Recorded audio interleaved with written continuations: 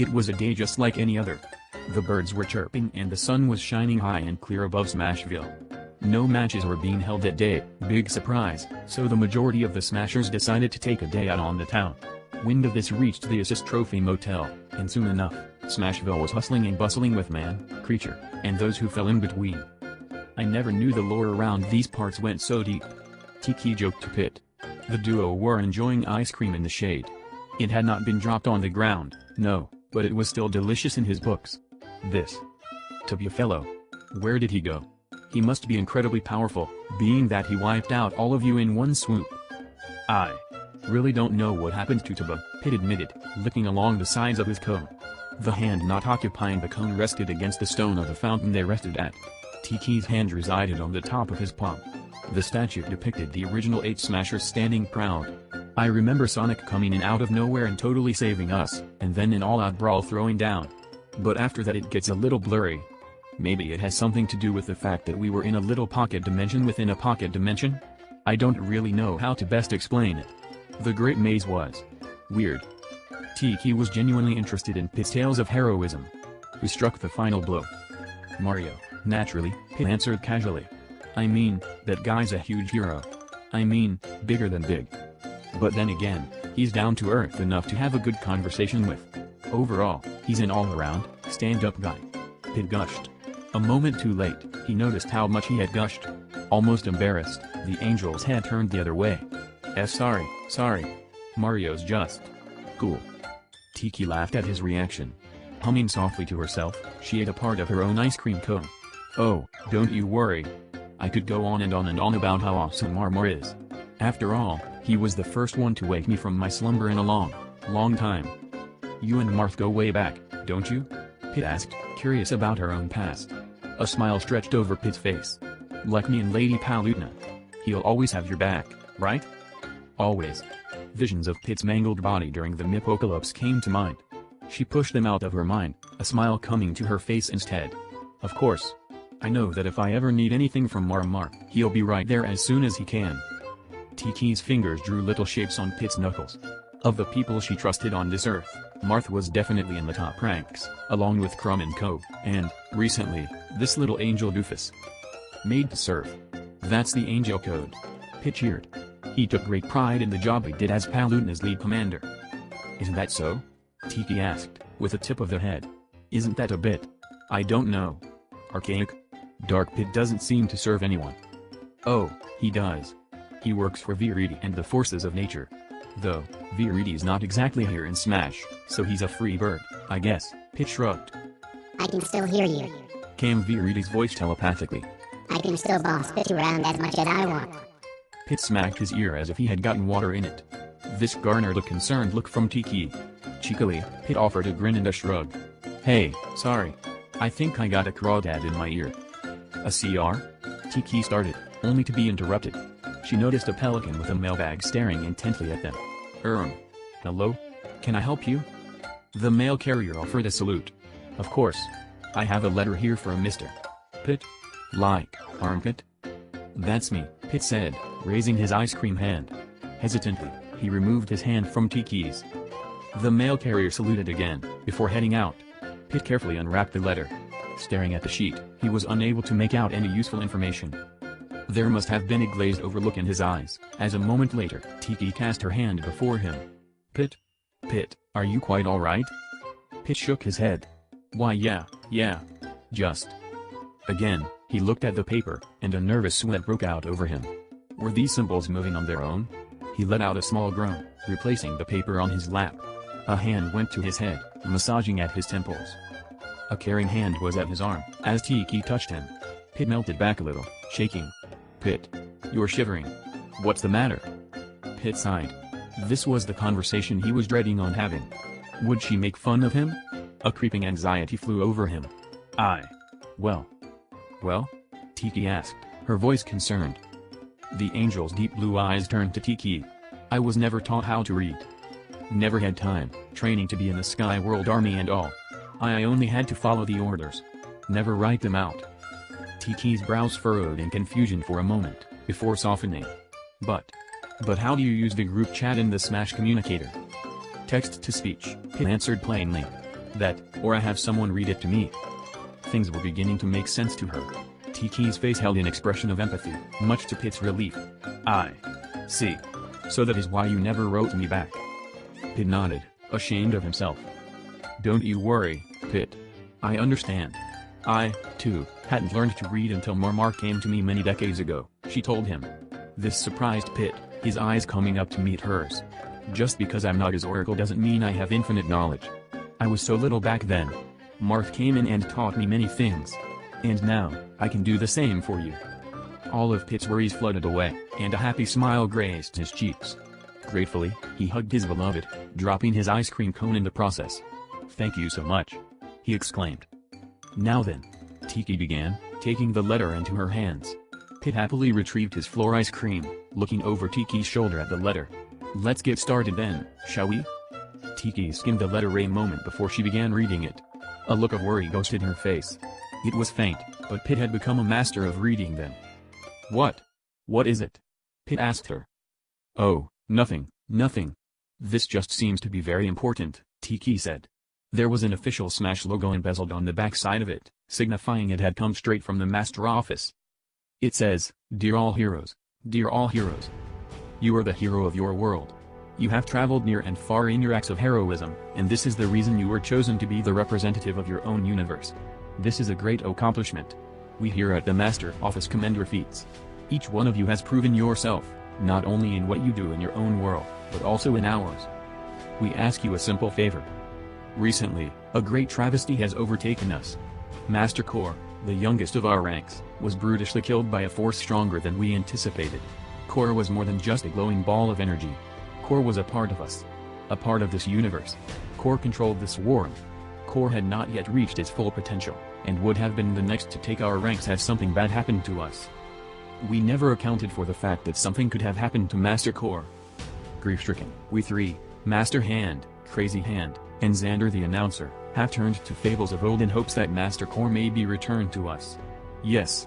There once were beings that inhabited this universe long before the three of us. The Old Ones, as we had called them, created this timeline and, in turn, us. In these fables, there was a legendary temple. This temple contained the strands of time itself. If one were to find it, they could seriously harm the flow of this universe if they were careless. Time could freeze, or fast forward so quickly they would not even feel their bodies decomposing. It could also bring back Master Core with a simple reset. This is where you, brave hero, come in. The three of us do not ask for very much very often. We provide housing and food and comradeship as long as you participate in our tournament. However, these circumstances are extreme, and we reach out to you and your fellow heroes in desperation. We ask for you to find this temple and bring back our Master Core. We understand this is a lot to take in at once, and understand if you decline. However, if you are successful on your journey, you and your fellow competitors will be rewarded handsomely. The rule set is simple. Each universe will get one representative, except for the Pokemon universe and the Wii Fit universe. Both Red and Leaf and Chad and Chelsea have been asked to go, for there is no way to possibly distinguish the two from each other in regards to heading the franchise. Your fellow adventurers are as followed, if they choose to accept our offer. Mario, Link, Samus, Green Yoshi, Kirby, Fox, Donkey Kong, Ness, Captain Falcon, Red and Leaf, with their respective Pokemon, Nana and Popo, as they are an inseparable duo. Marth, Mr. Game & Watch, Pit, Wario, Solid Snake, Sonic, Captain of the Mer, ROB, the Mayor, Vil, Mega Man, Little Mac, Pac-Man, Shulk, both Wii Fit trainers, all three members of Duck Hunt, you too, Captain N, Roo, Cloud, Bayonetta, Agent 3, Simon, Joker, Alice. This war. Of course, there are other uses this temple could have. If it even exists. The damage this Mipocalypse caused could be reversed forever. Legend has it that this temple is located deep within the woods surrounding the Smash Hotel. The legend also states there is a giant guardian, not the metallic kind, Link, that protects the temple with terrifying strength and precision. We promise to arm you as strongly as we can, but our help will be of no assistance. The creature is simply too powerful. Defeating it will be up to you. Once more, we must stress that it is perfectly understandable if you wish not to journey into the wilderness. If you do decide to step down, we will replace your spot with another person. However, each of you bring a specialized skill to the table that is important to the team. If we wish to ever rectify the wrongness of Matt, you must band together. If not, it is almost as if Matt accomplished his goals, even after death. You have a week to think about this. Please stamp the corresponding response you wish to give. Are you in? Yes or no? Mario lowered the letter he had been given, after reading it aloud. The Red Plumber had assembled a group of those who were mentioned within it to discuss their decisions. His eyes scanned across the crowd. Some faces were lit and excited, while others held a look of fear in their eyes. This is giving me some serious deja vu, Clown commented, a small shiver rolling over his body. This whole Magic bullshit temple is giving me some Temple of the Ancients vibe. Link pointed at Cloud, nodding his head in agreement. He'd stormed many a temple, or shrine, as they were called in his timeline, and this one sounded eerily similar to one or two in his world. Hopefully there would be no crazy follower lady creeping around the woods. I think it's a great idea, Falcon exclaimed. The F-Zero pilot had his feet kicked up on a chair ahead of him, his own letter sitting squarely in his lap. Think about it, guys. The hands never ask us for favors. If we help them out, they'd be really grateful. And hey, last time I checked, being on the good side of literal gods is a good thing. As many gas fumes as this guy huffs on a daily basis, I think I've got to agree with Pilot Falcon, Sonic said with a point. It's gotten really boring around here since the hands stopped the competition. If we do this for them, maybe they'll let me go back to punching Mario in the face again. This garnered a few laughs from those gathered, Mario included. You've got a point, Sonic, Mario returned. As much as I want to punch you in the face for saying that, I don't want to hurt you too bad. Sonic playfully blew a raspberry at him. What happens if we die out there? Samus asked, a hush falling over the crowd at her tone and question. There's no response, and it obviously isn't within Gohan's power to bring someone back outside of their matches. Eyes were turned around the room, as no one had an answer for that question. Just don't die? Sonic offered. We could just reset it, Snake offered. Just as we're planning to do to Master Core. However, not dying is the most optimal way to go about this. I think it's settled, then, Falcon hummed. Already, he'd stamped the yes option on his letter. I'll see you chumps later. Falcon stood to leave. That was just like him. Even though he had a week to decide, the F-Zero pilot decided to rush right on in. The rest of those gathered decided to think a little longer. 7 days was a long time. Each needed to weigh the possible outcomes of this adventure. Each had things at stake. As Tiki read through the letter with Pit, the angel's eyes began to darken. Behind them, there was a storm brewing. Pit bit at his gums to keep himself in check, the ice cream in his hand beginning to melt. Tiki finished reading the letter, and allowed a moment for it to sink in. Another grand adventure? She was certain Pit could handle it. But as she turned her eyes towards him, she could tell everything was not right. Pit? She asked, tilting her head off to the side. It was almost feline, the mannerism. Yeah, he responded. It was the only thing he could think to respond with. Yeah, sorry. That's just a lot to take in at once. Believe you me, I understand that, Tiki assured her angel. Her eyes went heavenward, the heat of the sun feeling cold against her skin. The hands. They've lost something they care deeply about. Yeah, Pit again said. There was a pit in his stomach that he couldn't unlatch. I know what that feels like. I think we all do, Tiki said. Gently once more, her fingers caressed against Pit's arm. It didn't have the same relaxing effect it had earlier. Pit remained cold. Much different from his usual, goofy self. I've seen many good men and women slain on the field of battle. I've had loss. And Pit, let me tell you, I would do anything to have them back. The hands are just the same. Except they have a way for this to happen. Images of the angels who had met their end by Medusa's gaze flashed back to Pit. He blinked them away, along with some of the emotion that had began to well in his eyes. Me too. Pit glanced down at the letter the two of them shared. Which one of these is yes? Isabelle read through the letter Vil had brought to her. She read it once, then twice, and then another time. As she read it again and again, there was a sinking feeling in the secretary's chest. Vil. Isabelle finally said, garnering the attention of the red-shirted villager. This must be serious. Isabelle usually referred to him as Mr. Mayor, even outside of the working environment. I don't think you should go. Vil's eyebrows furrowed slightly, as he looked on at his secretary.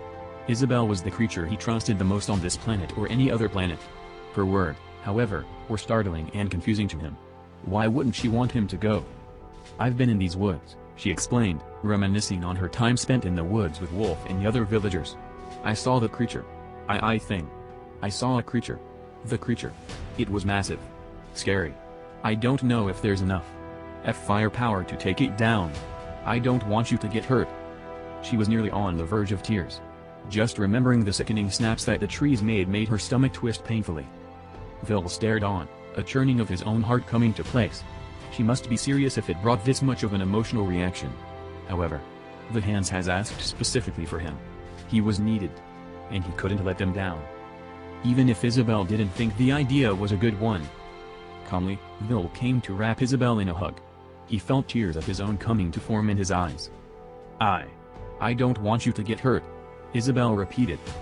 I won't, Vil thought to himself. But they need me. The letter was read by the Mii gunner and there was dread throughout the room as the Mii Fighters and Alice listened. The letter was addressed only for Alice and she is chosen to help in this situation. The Mii Swordfighter can't help but worry over the situation. Are you sure this is okay? The Mii Swordfighter asked Alice. He was extremely cautious about this reset temple. It's nothing that he ever heard or faced, not even on his adventure through Midopia. There's no telling what could pop up there and kill you without a second thought. I agree. The Mii gunner said. She felt there was a band of butterflies in her stomach and it hurt every second of it. It's not like the Dark Lord where after stealing your face, you can be revived. I don't want you to die, Alice. Please for the sake of us all. She could remember the screams and silences of the Miz when the Dark Lord attacked Greenhorn for the first time. Sure, the Miz were fine after defeating the Dark Lord, but even then, that event affected her life, scared that she would lose anyone else she cares about. The Mii brawler, on the other hand, stayed silent and had his eyes closed, thinking more and more to the situation. Alice can do this, right? She rebelled and defeated Matt in the Mipocalypse, and that's when he has absorbed Master Core's energy. So surely, this can be a walk in the park for her. But the Mii brawler still couldn't help but feel lost. This was his training partner, rival, and friend. She has beaten him countless times in sparring sessions and he knows her true motivation if she chooses to go. The Mii brawler's eyes open. Do what you think is right, is what the Mii brawler said. The swordfighter and gunner looked at him in shock. But eventually, paid their eyes to Alice. Thank you, everyone. Alice said, standing up. She has made up her mind. I made a promise. A promise to bring back Kate, by any needs necessary. She remembered the words Pit said to her. Hey, don't worry. We'll find a way to get her back. I know you're all worried about me, I understand, but this is something I must do. I made a promise and I will fulfill it. The Mii gunner made a small smile towards Alice. She could not control her choices, and even after all of her worries she knew that no matter what she said, Alice would still go to the temple. She hands Alice the letter and gives her a small hug. The Mii Swordfighter stood up and extended his hands towards Alice. Just like the gunner, he too also has a small smile on his face. I wish you good luck, Alice, on your quest, and come back to us in one piece with Kate by your side. The Swordfighter said proudly. Alice shook the Swordfighter's hand. The Mii brawler walked towards Alice, put his fist on his hand and made a bow. Don't go dying on me, Alice. The brawler said. We still have our little competition to finish. Alice smiled and shook her hand as she looked at the letter and checkmarked yes. When the week was up, no one had checked no. The dawn was breaking over the horizon. The early morning sun kissed the green landscape and buildings that occupied the same universe. The golden radiance of the astral unit was a breath of life of all that took it in on this fine morning. However, it also marked what could be seen as certain the death for a specific number of heroes. Pit hadn't slept much that night. This wasn't for lack of trying. No, in fact, Pit tried really hard to get a good night's rest. Gods knew he needed it. Tiki seemed to have no problem falling asleep. Within a few minutes of being in bed, the Manakate was out like a light. She made sleeping look easy. Perhaps because she had spent a long majority of her life doing it. Pit stirred in his restlessness. His mind was a blur of possible outcomes that the upcoming adventure could have on him and his fellow band of heroes. Off and on Pit found sleep. Dreamless. This, he later thought, must have been a blessing by some higher power than he. Who knows what he would have conjured up in the restlessness of the night. When enough time passed, Pit decided he needed to get up. He needed to leave the bed and stretch his back. His legs. His wing. His everything. He needed to be up and doing something. As quietly as he could, Pit stood, and began to pack what he would need for the journey that was ahead of him. He packed light. Surely others would bring supplies that would allow them to set up camp if needed. Vil and Snake were experts in that department. Instead, Pit grabbed the essentials. His swords. His rings for his arrows. A stash of food in case worse came to worse. His mind flashed briefly to Kirby, and he packed more treats from his stash. Gods only knew that the little world eater would want some of his. Briefly, Pit turned back to his beloved, who still was sound asleep in the bed. Of course, she was not in the most complimentary position. Hardly anyone slept like a model. Unless you were Mario, that is. That guy had his sleeping stance down pat. Her dark green hair stuck to her face in all kinds of strange places. A line of drool caressed her cheek. Her arms sprawled all across the bed, as if she were giving a measurement of her wingspan. Pit couldn't help but smile. Hesitantly, he approached the bed. He stopped, however, as he spied the clock on the bedside table. 4:58 a.m. A little early for that. Tiki did enjoy her sleep, all right. Pit hadn't even left yet, but already he felt so lonesome he could die. The months had flown by when he was with her. Pit believed, with her, he found something greater than happiness. Serving Lady Palutena to the best of his ability gave him happiness. Pestering and teasing Pit who brought him happiness. Leading the Sky World Army gave him happiness. He could fully proclaim that Tiki gave him love. He'd never felt this strongly for anyone in his life, not even Lady Palutena herself. Once more, Pit approached, this time on soft feet. He was mindful of the noise he made, wishing not to awaken the sleeping man naked. Gently, his fingertips moved the strands of green from her face. Tiki let out a sleepy murmur of nonsense, slightly adjusting herself in her state of altered consciousness. The angel's heart bounded with every movement she made. Softly, Pit moved to place a gentle kiss on her forehead. In her sleep, Tiki made another babble of nothingness. However, Pit swore he saw a smile curl at her lips. Maybe it was the darkness playing tricks on him, but he could swear by it. "I'll see you in a few days," Pit assured her. Softly, he turned to the door of his hotel room. Strapping on his sandals and throwing his sash over his shoulder, Pit gave one last look over his shoulder at his beloved, before heading off into the great unknown. Oh, how he hated to go. But he knew that he must. Agent 3 was not unfamiliar with make-it-or-break-it type missions.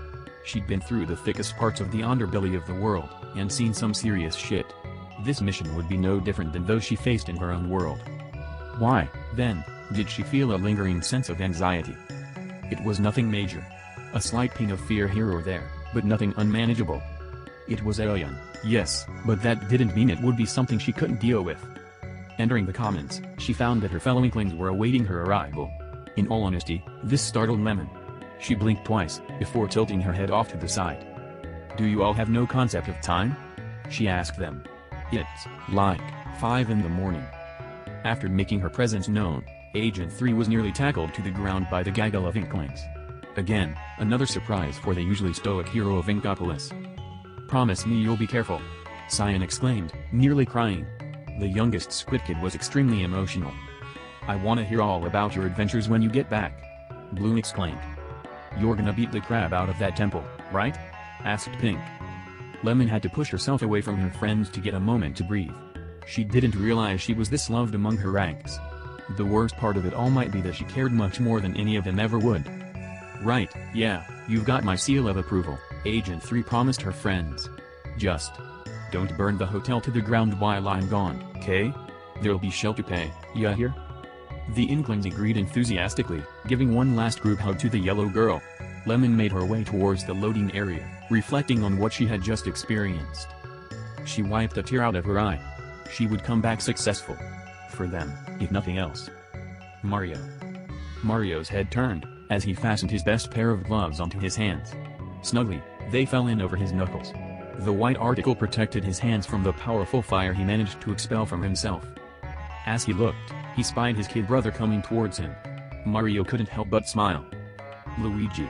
I never thought I'd see you awake before noon," Mario teased. Happily, he embraced his brother in a hug, patting him heartily on the back as he did. Luigi did just the same, sporting a similar smile on his own face. "What can I say?" Luigi asked. Meatball trailed not far behind, looking up at the two Mario brothers with curious, yet empathetic eyes. "I'm full of surprises, ain't I?" "Oh yeah." Mario chuckled. His thumbs went to the hems of his overalls, rocking softly on the balls of his feet. After a moment or so, the older Mario bro reached down to pat at the cat that circled his feet.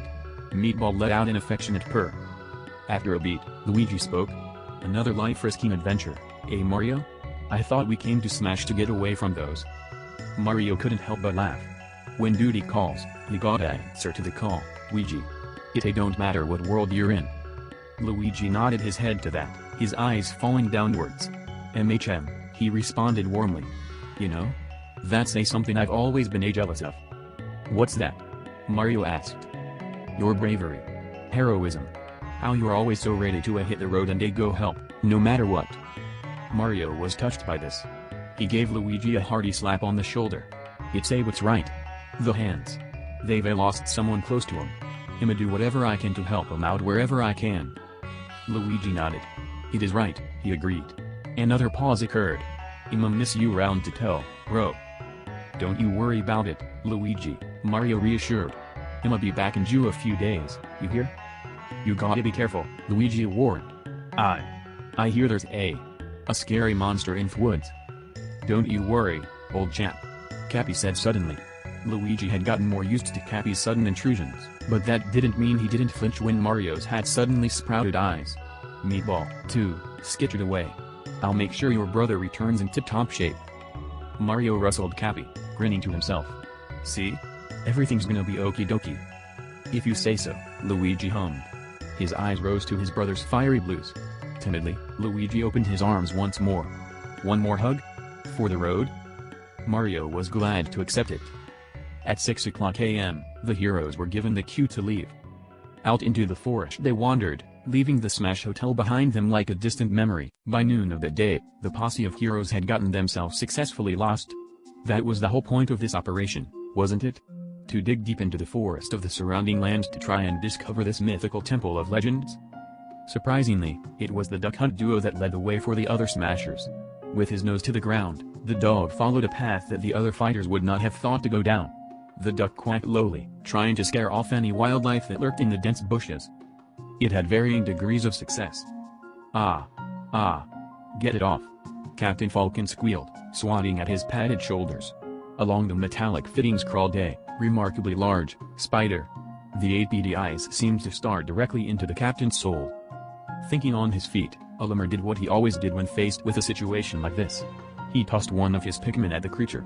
For once, the red Pikmin was larger than the being it was attacking, and took out the spider without much thought.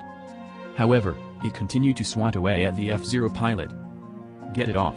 Falcon whined. He tried to pluck the Pikmin off of himself, but never managed to. Oliver smirked to himself. Good. Serves him right for subspace. Eventually it was Rob who plucked the plant off of the captain's back. The robot was surprisingly gentle to the little creature, placing it back down beside Oliver. Oliver gave an appreciative thumbs up. Marth sighed. Couldn't I have been given a more competent party? Falcon, hearing this, went on the defensive. Hey. What do you mean? I know how to party. Threw him all the time back in my college days. Marth blinked wordlessly at the other. Wonderful. A regular brainlet. What more did he expect?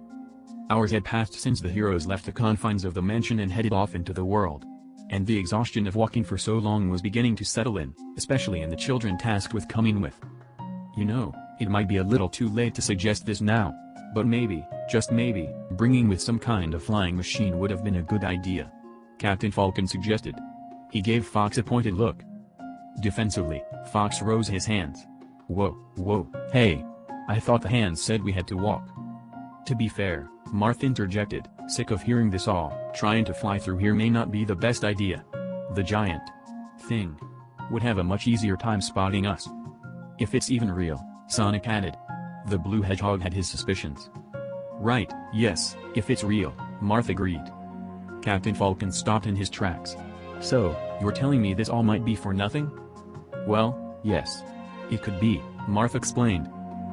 It was in the letter. You did read it, didn't you? No.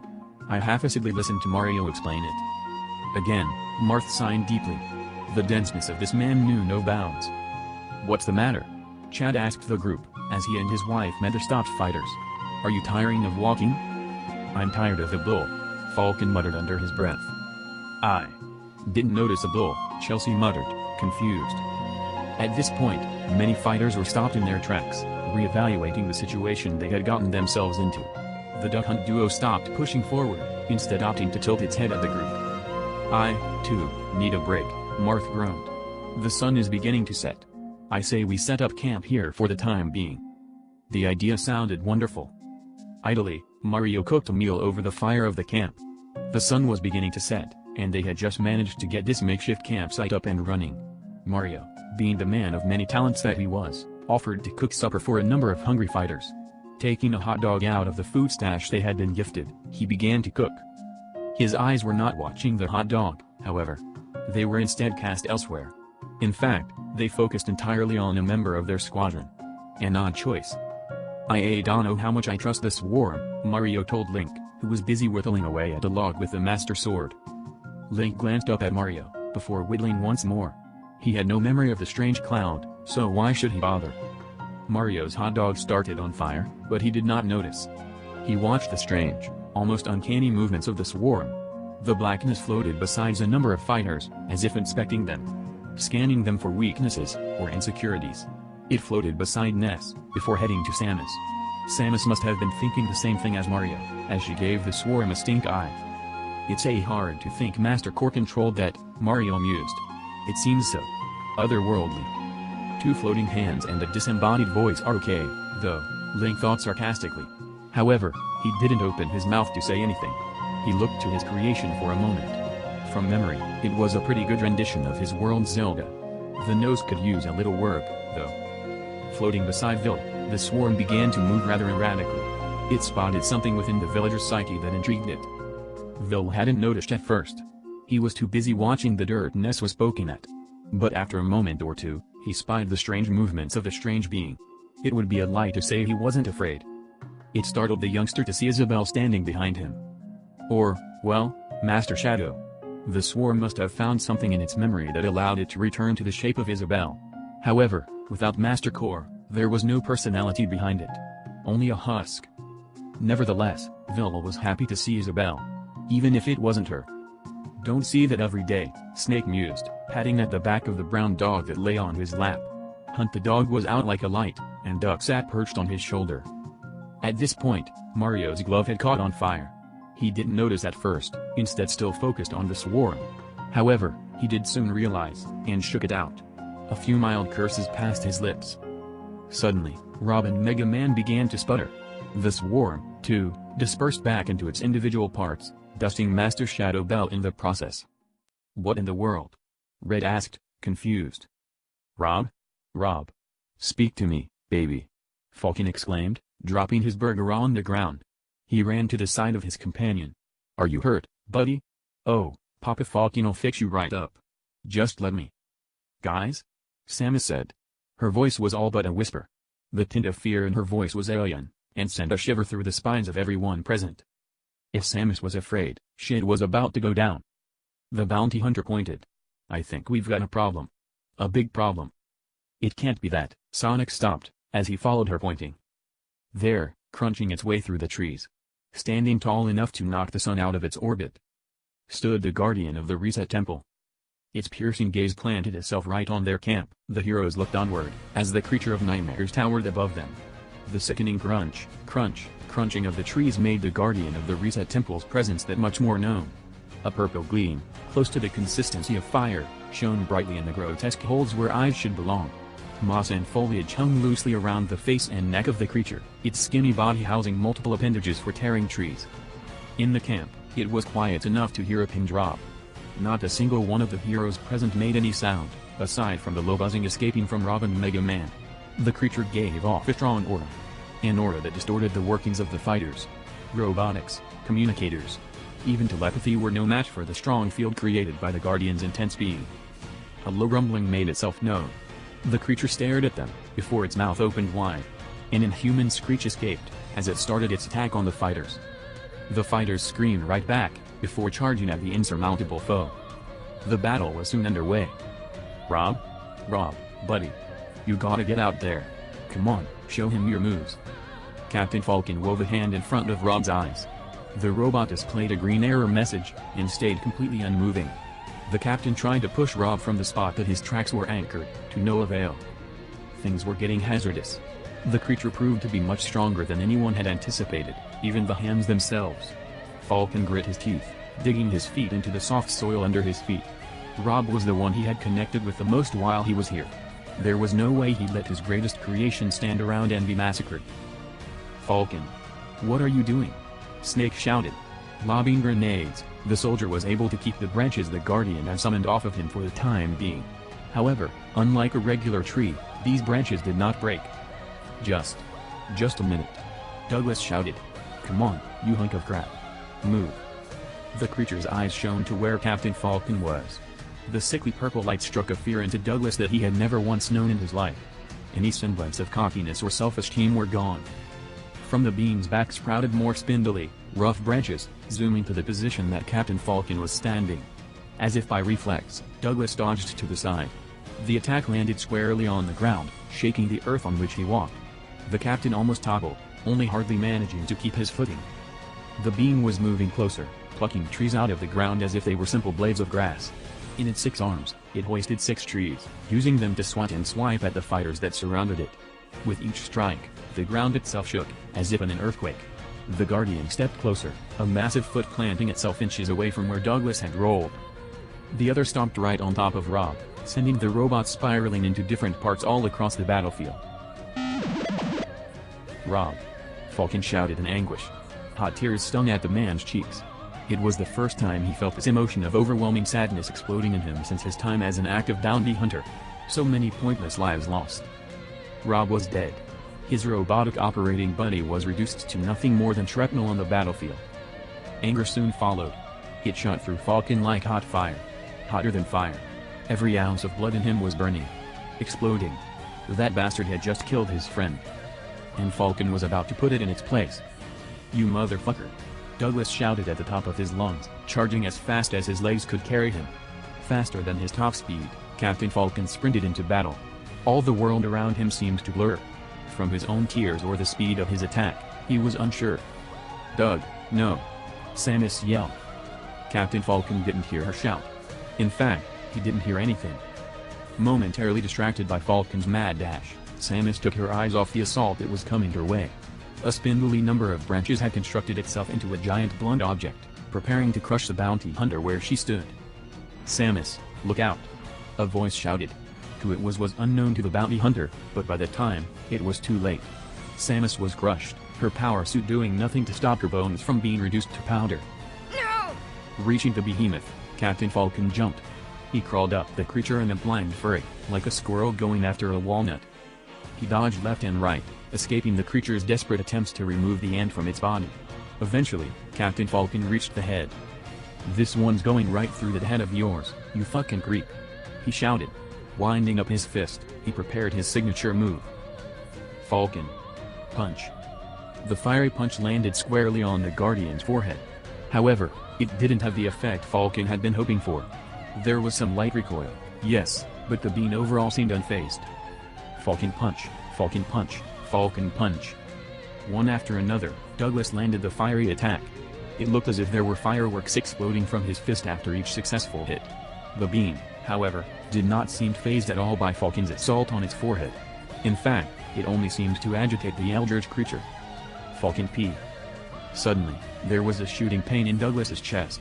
It wasn't heartbreak. No. It hurt far worse than being turned down for dinner, or being cheated on. His breath was physically taken away in a less than optimal way. Choking on air, his hands soon went to clutch at his heart. Only for something to stop it. Looking down, Douglas found that he had been impaled. In true Falcon style, Douglas smiled as death came to greet him. Huh. Ain't that a hard stopper? It was. In a few moments, the pain in his chest stopped, as Falcon's lifeless body plummeted from the top of the 15-story tall creature. Things were not looking good for the heroes. Not good at all. As Joker looked around, he saw his friends dropping left and right. Adults, kids, animals. This thing had no remorse. Death was all around him, and Ren knew that if he didn't act quickly, he'd meet it sooner than he wanted to. Ness looked rather serene beside the tree he'd been cast to. After valiantly running in to stop an assault on Duck and Hunt, the being picked up the child and tossed him. Hard and far Ness had flown, before crashing painfully into a nearby tree. Gently, Joker pushed his eyelids closed. He was a good kid. He didn't deserve this kind of death. Joker was going to ensure that it wasn't in vain. Kong, the Phantom Thief shouted. The gorilla, who was fighting off enough twisting vines to crush an elephant, turned his head. Joker's eyes met his. Throw me. Donkey Kong didn't need to be told twice. Seeing no better way, DK mustered all the strength he could to throw the deadly assault off of himself. Picking up the teenager with one arm, DK readied himself. With a triumphant howl, the king of DK Island threw Joker. However, the Kong had used all of his strength. Exhausted, he all but collapsed on the field of battle. He didn't even struggle as the vines enclosed his throat. Joker soared through the air, expertly dodging where he needed to avoid the traffic of the busy battlefield. He nicked Mario's cap, flew by a sun salutation, and over the metallic remains of Robin Mega Man. Shooting a grappling hook from his sleeve, Ren hooked the backside of the Guardian's leg, using his momentum to swing and wrap around the giant, tree trunk-like legs of the bee. For a moment, Joker thought his plan was going to work. He went around and around and around, wrapping the legs tightly. It didn't work. The rope of the grappling hook snapped, as the Guardian's legs sharpened to knives of bark. With a surprised shout, the young Phantom Thief went soaring through the air again, painfully crashing into the ground feet away from where he had been. Joker. Ren, dazed and confused, wasn't able to comprehend the giant foot that would crush him out of existence. This thing was out to kill them all. It most likely would, too. Nothing at all seemed to faze it, and its attacks keep ramping up in severity. Nana. Paco groaned in the arms of his sister. He'd been struck pretty good. A large gash was cut through his parka, and the bleeding was intense. Icing it was not an option, as freezing that much blood would freeze the Maylice climber's internal organs. Paco. I am here, Nana got out, on the verge of tears. Don't say anything. You're gonna be okay. Okay. Paco murmured. You know, this reminds me of climbing a mountain, Nana said, surprisingly clearly. However, after she finished, she burst into tears. Paco managed a pained smile, as the infinite glacier up above came clearer and clearer to him.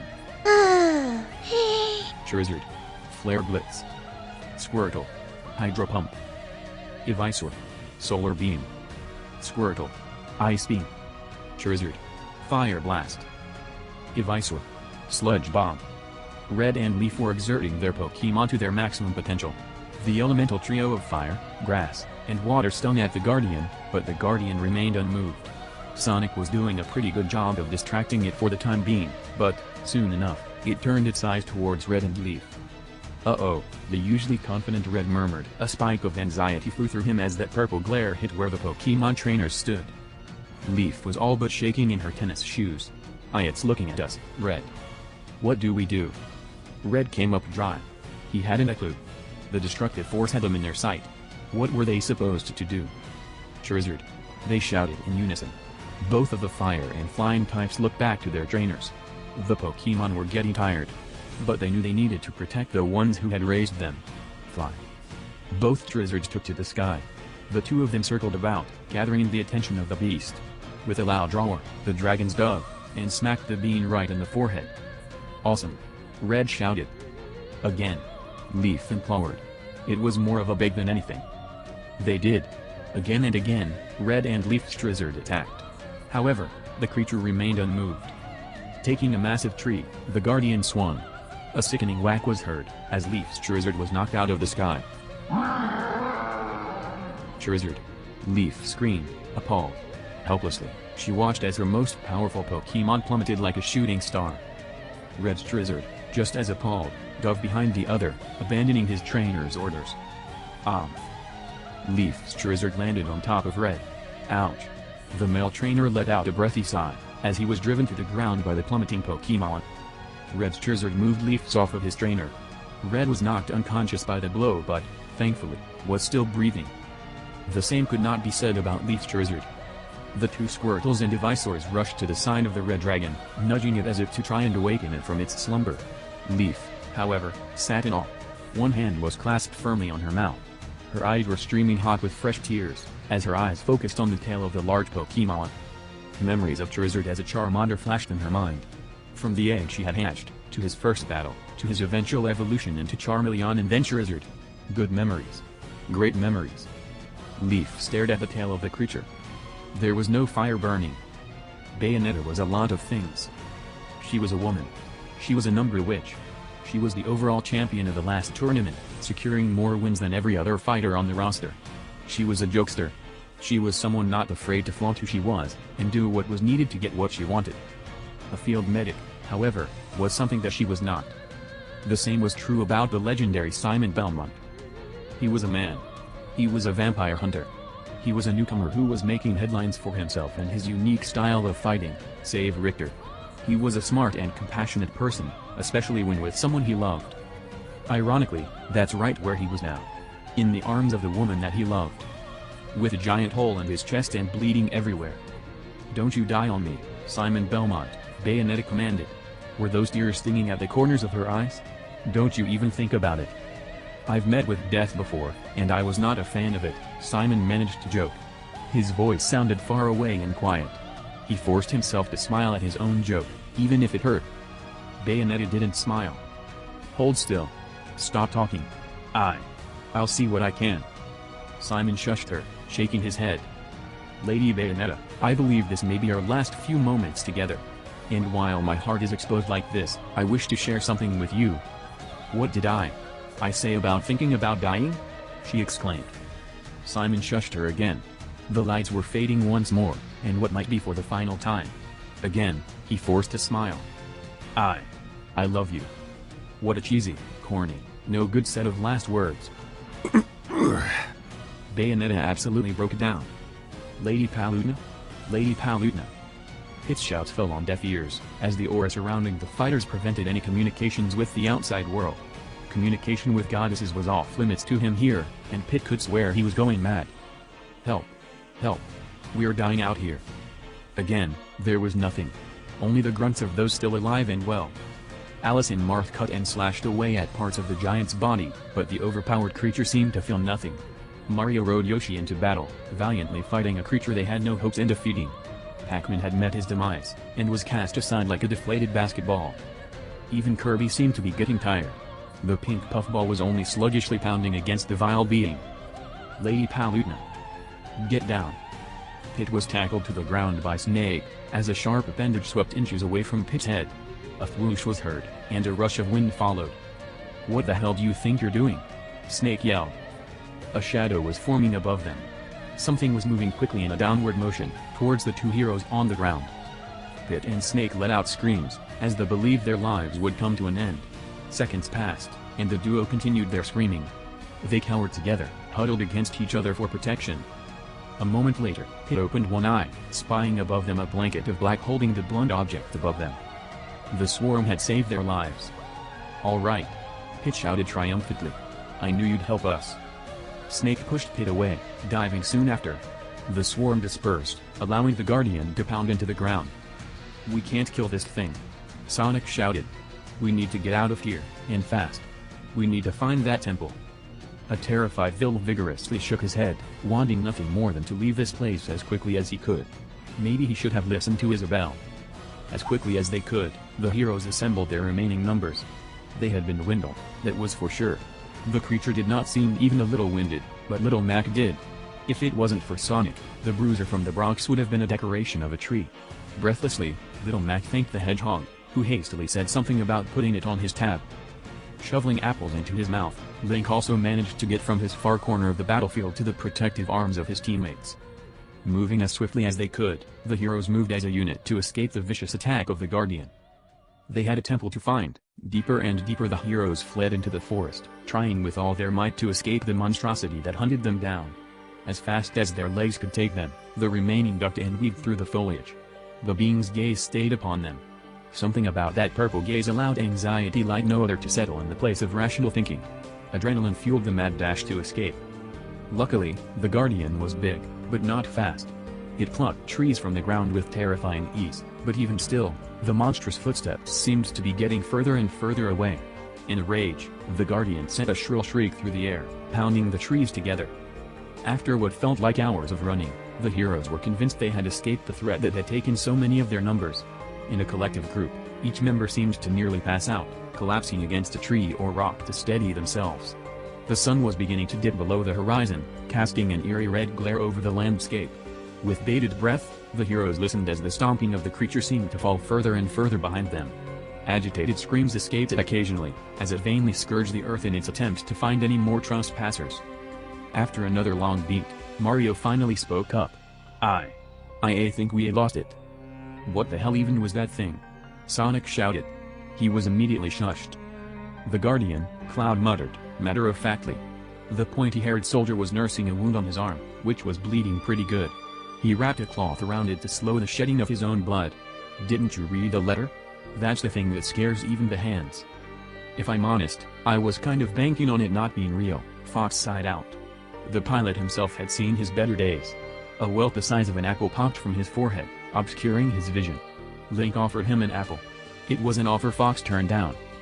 I think we all were, Chad said softly. His heart was filled with grief.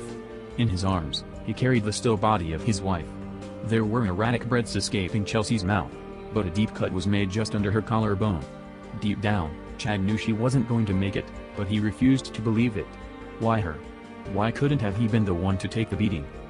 Set her down, Clown said apologetically. I must keep her head at a solid 45-degree angle to ensure breathing, Chad said in his Wii Fit voice. It was a way he could cope with the inevitable. Please, Cloud implored. Chad reluctantly agreed. Sympathetically, Rid patted the man on the back. Relatively speaking, the Street Fighter had escaped unscathed. I'm sure she's going to a better place. Chad had to fight against himself to not weep. It was a battle he was obviously losing. Chin up, Buttercup. Sonic expressed, his voice as snarky as always. It was a stark contrast to the quieter, mournful expressions everyone else held on themselves. You've got to keep yourself together. No time to be moping around. We've got a mission. You speak like death is no consequence, Hedgehog. This man just lost his wife, Rid shot back harshly. WH. Do you hear yourself right now? Death can't do jack. Sonic exclaimed. Where are we going? Oh yeah, duh. The Reset Temple. You know, that place that lets you reset what happened? All those guys out there who died? They aren't dead. We'll bring them and that core guy back, and everything will be just fine. So, quit your crying, and let's move. It took a moment for this to sink in. The realization hit like a sack of bricks. If they could manage to get into the temple and reset everything like the hands had instructed them to, all of this pointless death could be undone. That is, if they could live to tell the tale. Does anyone know where we're going? Fox asked, trying to rally the support once more among his comrades. Everyone looked at each other, shaking their heads. Well, do we have anyone who can fly up and take a look around? Fox asked. He pointed a finger at Pit. You, Angel. You've got wings. Check it out. Me? Pit asked. I can't fly. I see you do it all the time. What the hell are you talking about? Cloud asked aggressively. I can only fly with Lady Palutena's gift of flight, and I can't get it unless she gives it to me. He explained. I've been calling out for her, but I've got nothing. An angel who can't fly. Absurd, Rid muttered. That's like my whole thing. Pit groaned, exhausted. Yoshi? Fox asked. Yoshi shook his head, for he cannot fly. Alright, fine. Fox muttered. An idea came to him. Oop. I got it. He turned to the Pokemon trainer duo. Red was still unconscious, riding on the backside of his Charizard. Leaf had a dull, vacant look about her. Leaf, we need your help. Hop on your Charizard and go check out the... Leaf burst into tears again, before fleeing to a different section of the heroes. Fox and the rest of them watched her go. What's her deal? Fox wondered aloud. Mario started, awkwardly scratching under his cap. I think the thing got her. Her Charizard. Fox felt immediate regret. Shit. Now I just look like an asshole. Red Squirtle headbutted the backside of Fox's head, before vigorously shaking his head at the other. The Pokemon went to go cheer up Leaf to the best of their ability. As Fox was rubbing the backside of his head, Kirby and the Duck Hunt duo waddled up to the encampment. All eyes went to Fox, right?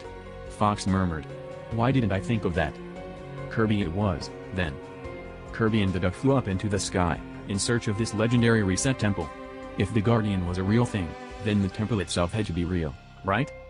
As far as Kirby could tell, no. No, it did not. Trees filled Kirby's vision.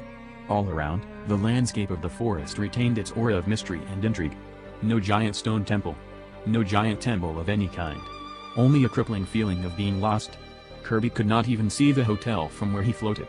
The Star Warrior let out a saddened sigh, as he turned to his duck friend. The duck was quacking like a madman, as it stared down at the forest floor. There was someone down there. Away from the group. There was a clearing, where no trees had grown. An oddity in the vastness of the forest that shone pure brown with dead grass. Curious, Kirby went to investigate. Somehow, Wario had survived the attack from the Temple Guardian. Perhaps from pure muscle or perhaps from simply not wanting to die, Wario had survived the fall he had received by the many hands of the beast. Did it hurt when he fell from heaven above? You bet your ass it did. He cratered hard enough to create. Well, a crater in the ground. But had he lived? Of course he did. He was Wario. He was a one-man cockroach infestation. Groaning and gripping his head, Wario crawled out of the hole in the ground. Did the world always spin that fast? Probably not.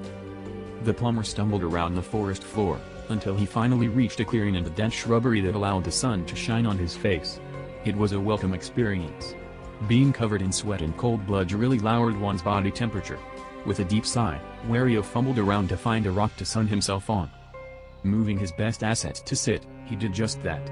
Wario sat, his weight being forced upon a specific rock in the middle of the clearing. And it moved. With a startled wah, Wario jumped off of the rock. But it had already been set in motion. Down the rock descended into the deep unknown. A low rumble was heard, as the pit grew larger and larger. Wario stumbled back, making a ton of noise in the process. This alerted the other heroes, who soon rushed to see what the problem was. Kirby and Duck floated down to their side as well, inspecting the tunnel to the underground. A puff of particles puffed up from the ground, signifying the age of this tunnel. There was no way some kid came along and dug this. No. This was as old as the Smash universe itself. Remarkable, Marth mused, rubbing his chin. Hiding the temple underground. That's ingenious. I would have never found it. That was a boost to Wario's confidence. Wahaha. Count yourself lucky, punk. Wario saves stay again. Wario's a num. Suddenly, Wario was plummeting down the hole in the ground. Snake's boots soon returned to the ground. Each of the heroes gave Snake a glare, to which Snake shrugged. What? You were all thinking it. Don't hate me just because you're jealous. Well, this is it. I hope, Bayonetta said sadly, staring down into the pit.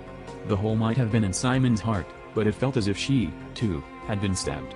Don't worry, gentlemen. Ladies first. Bayonetta was the next to jump. Then, Cloud. Then, Agent 3.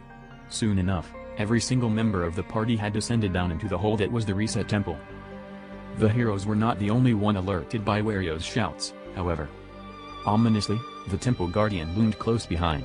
Something's not right. It was the mood of those still around in the Smash Hotel, but it was Palutena who finally came out right and said what everyone was thinking. The hotel had an aura about it that cut through the air like a fillet knife through a fish. Everyone was on edge.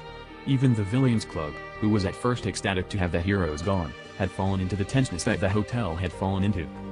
Palutena had tried to contact her angel multiple times since he'd set off into the forest a few days back, but as of current, she had heard nothing in return.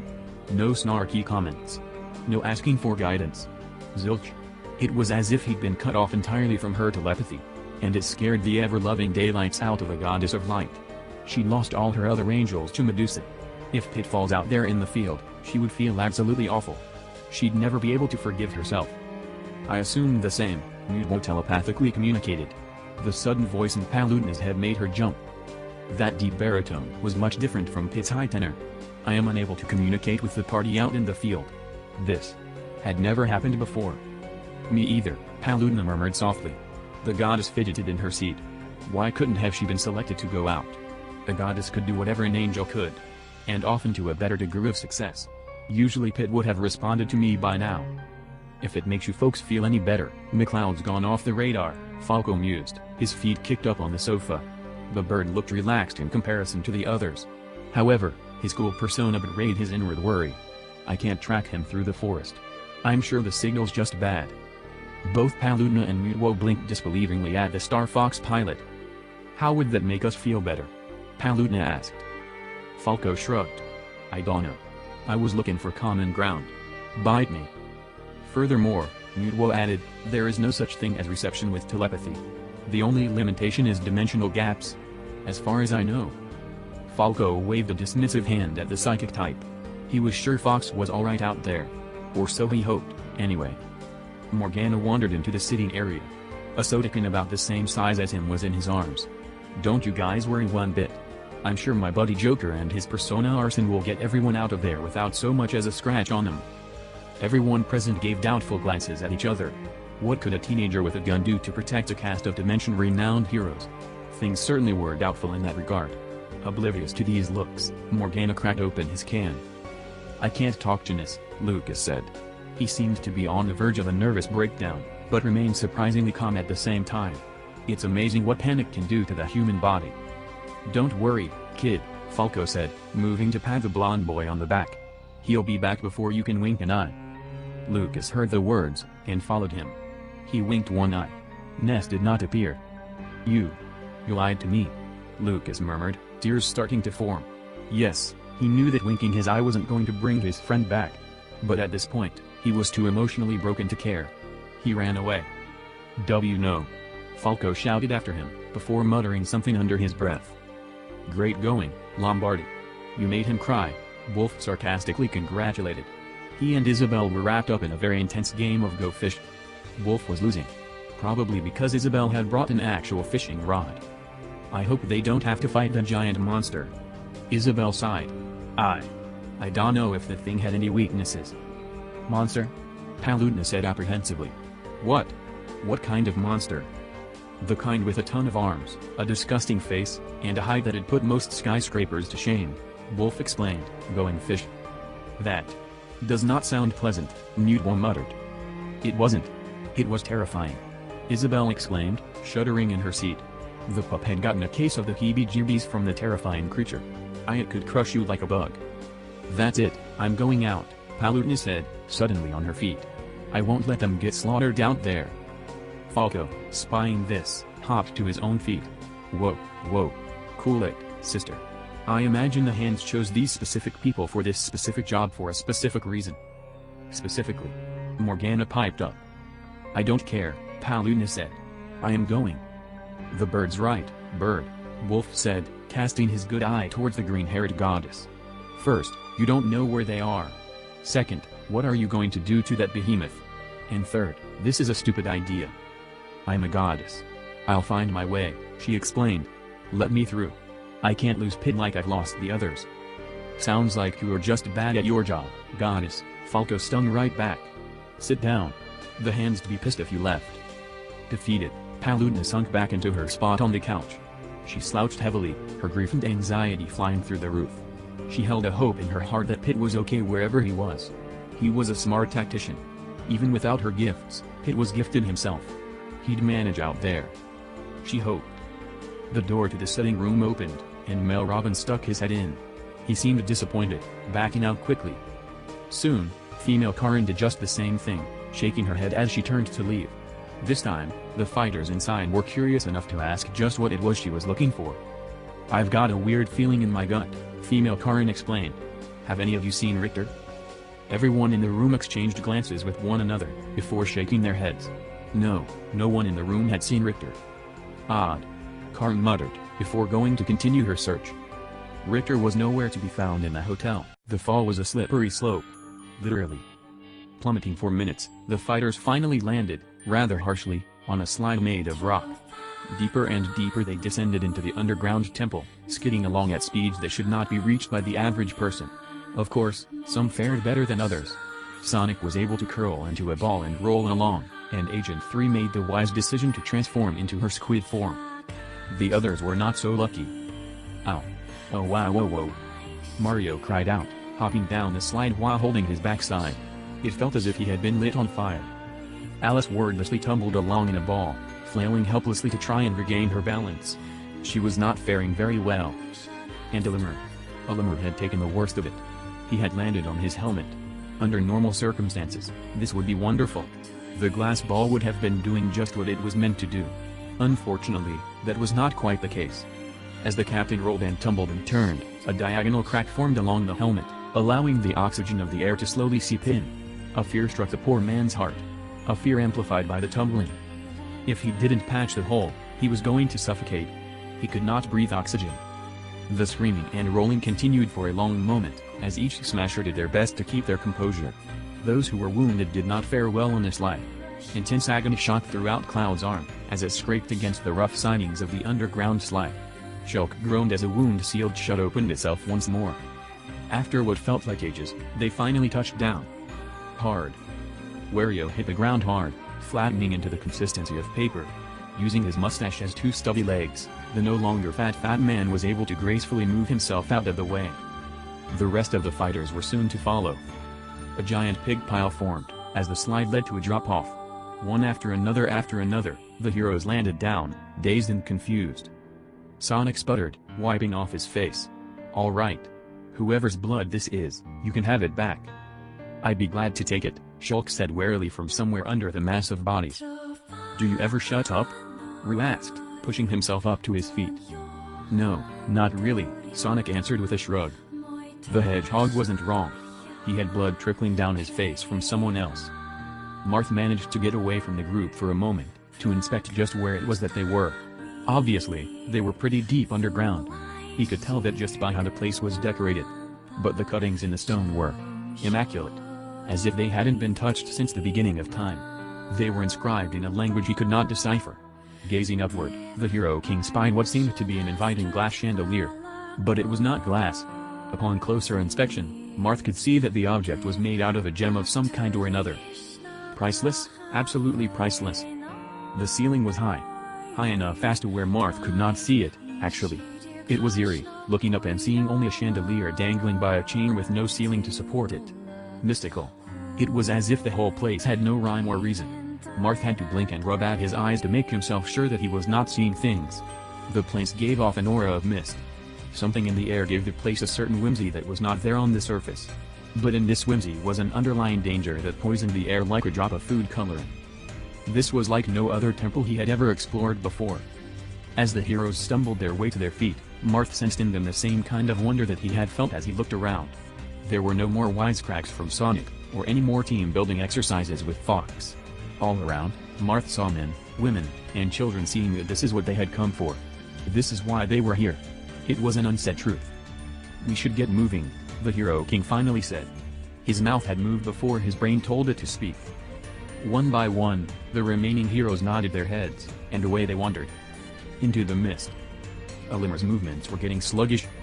Too much oxygen in the body was not a good thing. Well, too much oxygen in his body, anyway. That stuff was absolutely deadly to a man from his planet. The low hissing sound being made as more oxygen entered his helmet was like a guillotine slowly being lowered closer and closer to that fragile neck of his. This was it. He was going to die. His vision was going loopy, and the colors were fading in and out of existence. His pigmen were going bananas trying to find a way to help their slowly deteriorating captain. They tried warning the other fighters, but no one seemed to understand what they were trying to say. They squeaked and squabbled, but no one paid them any mind. By the time they got Red Strizzard to blow fire on the spot that needed fixing, it was too late. For a moment, the pigmen were convinced that Alimer was going to live. The newly sealed helmet seemed to keep the dastardly oxygen away from their precious leader. But he'd already inhaled too much of it. Simply put, Alimer could walk no more. Collapsing against a wall in the hallway of the Reset Temple, Alimer could feel his lungs shutting down. He was going to suffocate painfully right here. His pigmen gathered around him, like children at their father's deathbed.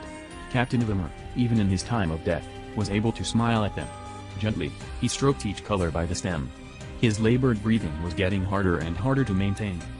In his dying breath, Alimer whistled, pointing to the other fighters. It was a command to carry on even without him. The pigmen stayed by his side until that heart of gold of his stopped pumping. Hopefully he found adventure in the next life. The valiant heroes continued off into the depths of the Reset Temple. Despite being pretty deep underground, the place seemed cold rather than warm. Roo, especially, felt this cold. It felt as if he was walking on ice, and his bare feet felt like shriveling up against him and never coming out again. Damn him and his strong discipline. For a long while, the only sound among those gathered was of footsteps and breathing. No one wanted to address the carnage they had just witnessed, or their plans for the task at hand. After a minute or two of brisk walking, the hallway the heroes were walking through branched off into another large room. This room was even more extravagant than the last.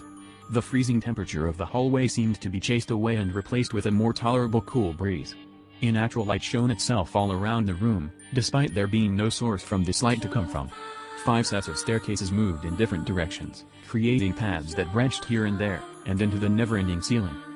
Now, I've seen a lot of mystic bullshittery in my time, Bayonetta spoke. Her voice echoed around the room. It was almost uncanny. But this has to be the most mystically bullshit place I've ever been. This got a few nervous laughs from the crowd. If anything, it was a way to relieve some of the stresses that they were feeling. You all should have never here. The voice came so suddenly, that it made everyone jump. That voice. There was an otherworldly quality to it. And yet, it retained some sort of familiarity with this world. Those gathered looked around frantically for the culprit. Even the swarm seemed to glance about, as if unsure what other godly creature might call this realm its home. You took my brother. Nana shouted angrily at the voice. Come out here so I can make you pay. Yeah. That's the spirit, kid. Sonic cheered. Show yourself, you time bastard. Mr. Game & Watch angrily booped and beeped.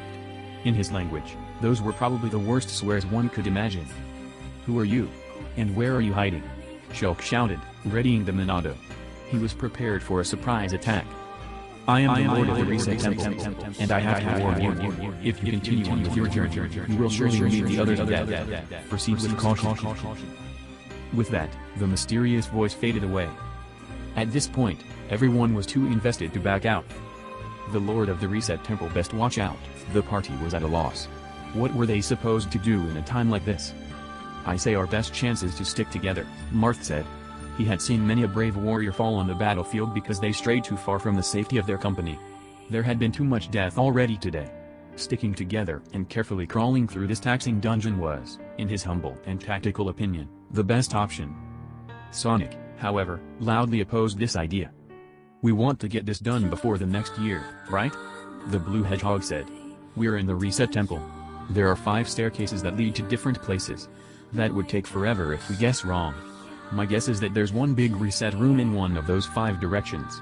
If we split up, one of us will have to find it. Then, we reset back to neutral. We're getting nowhere, Mario interjected, waving a hand in front of the 2 dueling members. We need a consensus. A vote. I think Sonic's got the right idea. Maybe we should consult with our seeing eye dog, Snake suggested. Everyone's eyes turned toward Stuck and Hunt. The dog sat idly by. No. I meant the future seer, Snake said, poking a thumb toward Shulk. The Monado wielder stood awkwardly by. About that. What do you mean? Rue asked. What about what? I haven't gotten a vision on this one. We're on our own, Shulk muttered. Alice was the first to move. She joined Team Marth. Too much blood had been shed today. Others followed her example. Pit, Nana, and Agent 3, among others, sided with Marth. It was too risky to split up. There was safety and power in numbers. The rest sided with Sonic. So, it's settled then. Sonic mused, clapping his hands together. We'll split up and split the bill. Whoever finds the reset room last is a rotten egg. How do we pick who goes with who? Cloud asked, with a tilt of the head. It was almost feline-like. Mario offered a shrug. I don't know. Playground rules? Pick the one you want on your team? This isn't a game, Mario, and we can't treat it like one, Snake grumpily said, with his arms crossed, but I want Agent 3 and Duck Hunt. Why did Marth have to have last pick? Team Marth was pretty solid overall. With 25 of the heroes remaining alive, each team was fortunate enough to have 5 party members. Marth had taken down bigger threats with less qualified teammates. The Hero King was fortunate enough to have snagged Bayonetta and Chad the Wii Fit trainer. Both were agile and smart on their feet, and Marth was certain they would make fine party members. Mr. Game & Watch was a wild card, sure, but the 2D man was sure to come in and save them at the last moment through some kind of fuckery. That was the logic Marth had put behind it, anyway. And then there was Wario. Being the last team to form, Team Marth was, unfortunately, the last one to draw out of the hat. Sure, the first 2 picks were solid, but after that, it gradually went downhill. All the smart fighters were gone almost right away. One by one, the roster whittled down more and more, until finally, Wario was the last one standing against the magnificently carved walls. Marth was left with no choice but to take the greedy plumber with him. As hard as he tried, Marth couldn't get Wario to stop talking. Wario's number 1. Why did he get picked last? It's like growing up with Mario all over again. It's chain chomp crap. Marth sighed deeply, massaging at his temples. Wario, please. I know you're upset, But we haven't even chosen what staircase to go up yet. We want staircase number 3. Team Pit was happily on their way. Eager to get on with it, Pit took his scrappy adventurers and headed for the immaculate wood of the 3rd staircase. Even with all of their combined weight, the stairs did not creak in the slightest. Which was odd. Everything about this place screamed ancient. Yet, the stairs sounded as if they had only been installed yesterday. Oh well. Pit forced any kind of worry out of his head. He had an army of misfits to lead. Are you sure he's still alive? Mario asked, as they reached the top of the stairs. Red was still unconscious, riding on the back of his Charizard for mobility. Oddly, the one who was unable to function was picked second to last. Defensively, Charizard snapped its jaws at the plumber. Mario apologetically put his hands up to calm the beast. I'm sorry. I'm sure he's okie dokie. Nana sluggishly followed after her group, dragging her oversized mallet on the ground behind her. It was as if a hole had been barred in her chest, and she could no longer breathe. Paco was her everything. The two of them were connected on a level that no one else in the entire hotel could even begin to comprehend. And now that he was gone, it was almost as if a part of her was gone, too. Suddenly, she was scooped up and off of her feet. There was a surprised shout, as her feet dangled over something. Green? She blinked a few times, before rubbing at her eyes. Was she dreaming? Or were the dangerous cave fumes getting to her? Yoshi turned his head back to the child on his back, with a smile on his face. This poor girl. She lost more than he could ever imagine. An affectionate, amphibian tongue came out and kissed her on the cheek. Nana didn't even flinch. And she sure as hell didn't smile. Yoshi's own smile began to fade, as he hurried to keep up with the others. Poor girl. Poor girl. Team Pit continued to walk down the hallway for a moment. Then, another. The quintet continued on their way, with a feeling of intrigue about them. Mystery was everywhere, and it didn't settle well in anyone's gut. Their discomfort was growing, and it wasn't just because of the anxiety. One thing was becoming abundantly clear to everyone involved. Is it getting hotter in here? The angel suddenly asked. He was sweating pretty heavily. Oh yeah, Mario groaned, fanning himself with his glove. He, too, was profusely sweating. Charizard seemed absolutely unfazed, as did Squirtle. Ivysaur, however, had seen its better days. The grass type was heating up. One could feel the panic in the little green critter. Nana's head came down. She was the one here who was suffering the worst. A common trend, really. She gasped, nodding to Pit. Why yeah. I thought so. Pit muttered, fanning himself as well. I just hope there's no F yet. Pit felt the ground give out from underneath him. If it wasn't for Mario's hand at the backside of his tunic, he would have been finished. How did this room open up so quickly? There was no big opening in the walls a moment ago. Pit clambered back up to where the rest of the team was. His eyes were wide with fear, as he stared down. There was lava. And lots of it. I'm glad you picked the damn dog before you picked me, Snake. Cloud's gruff voice was against Snake Sir as Team Snake went on their own way. Snake rolled his eyes at the other. These 5 had chosen lucky staircase number 1, and felt pretty confident behind their choice. Who would be stupid enough to put the super important reset room behind door number 1? It was so ridiculous that it had to work. What can I say? He's a man's best friend, Snake explained. Besides, we've got one of those little ink kids or whatever it is that they're called, and the best damn one of them, too. Isn't that right, Lemon? Agent 3 didn't respond. Her translator, which was located in her headphones, had been damaged by the weird aura that guardian had been giving off. She was completely alone. The yellow inkling held tightly to the splatter shot in her hands, not knowing when or what was going to spring itself upon them. Right, Briz spoke, crossing his arms. A child with a water gun. Very helpful. You've gotten your ass handed to you by her too many times to come out and say that, really, and you know it, Cloud remarked. Hunted his little laugh at that one. Suddenly, Snake put up a hand to silence the rest of his party. There was a low scraping sound. To the untrained ear, it would sound like a mouse trying to sneak its way along a busy blanket. It sounded like trouble, and it sounded like it was coming from the next room. Snake pulled out his pistol, that he had strapped to his leg. Sure, the hands told him he couldn't use it, which is bullshit, because Joker and Bayonetta get to use them, but he was out of their jurisdiction. This was Snake time. Cloud held his Buster Sword tightly. Readied his fists. Duck and Hunt prepared their explosive cans and clay pigeons. Finally, Agent 3 began priming bombs. On my count, Snake mouthed to the rest of the group. Everyone nodded, except Agent 3. 3, 2, 1, now. Team Star Fox 2 was ready to go as soon as the teams were picked.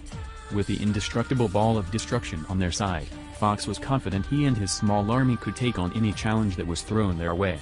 He may be a little out of his element, our wings were always more his thing, but Fox was nimble on his feet, and a quick thinker, too.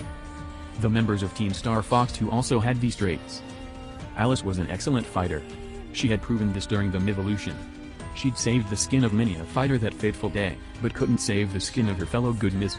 She sought to right this wrong. Link was a courageous battler, who had toppled many foes in his adventures across Hyrule. Deep in his heart, the hero knew this was what was right. In his mind's eye, he saw nothing short of victory. Vil was an outlier, to say the least. The poor kid didn't even look like he wanted to be here. Standing next to the confident and cool Link, Vil looked like an absolute nervous wreck. People were dying out there.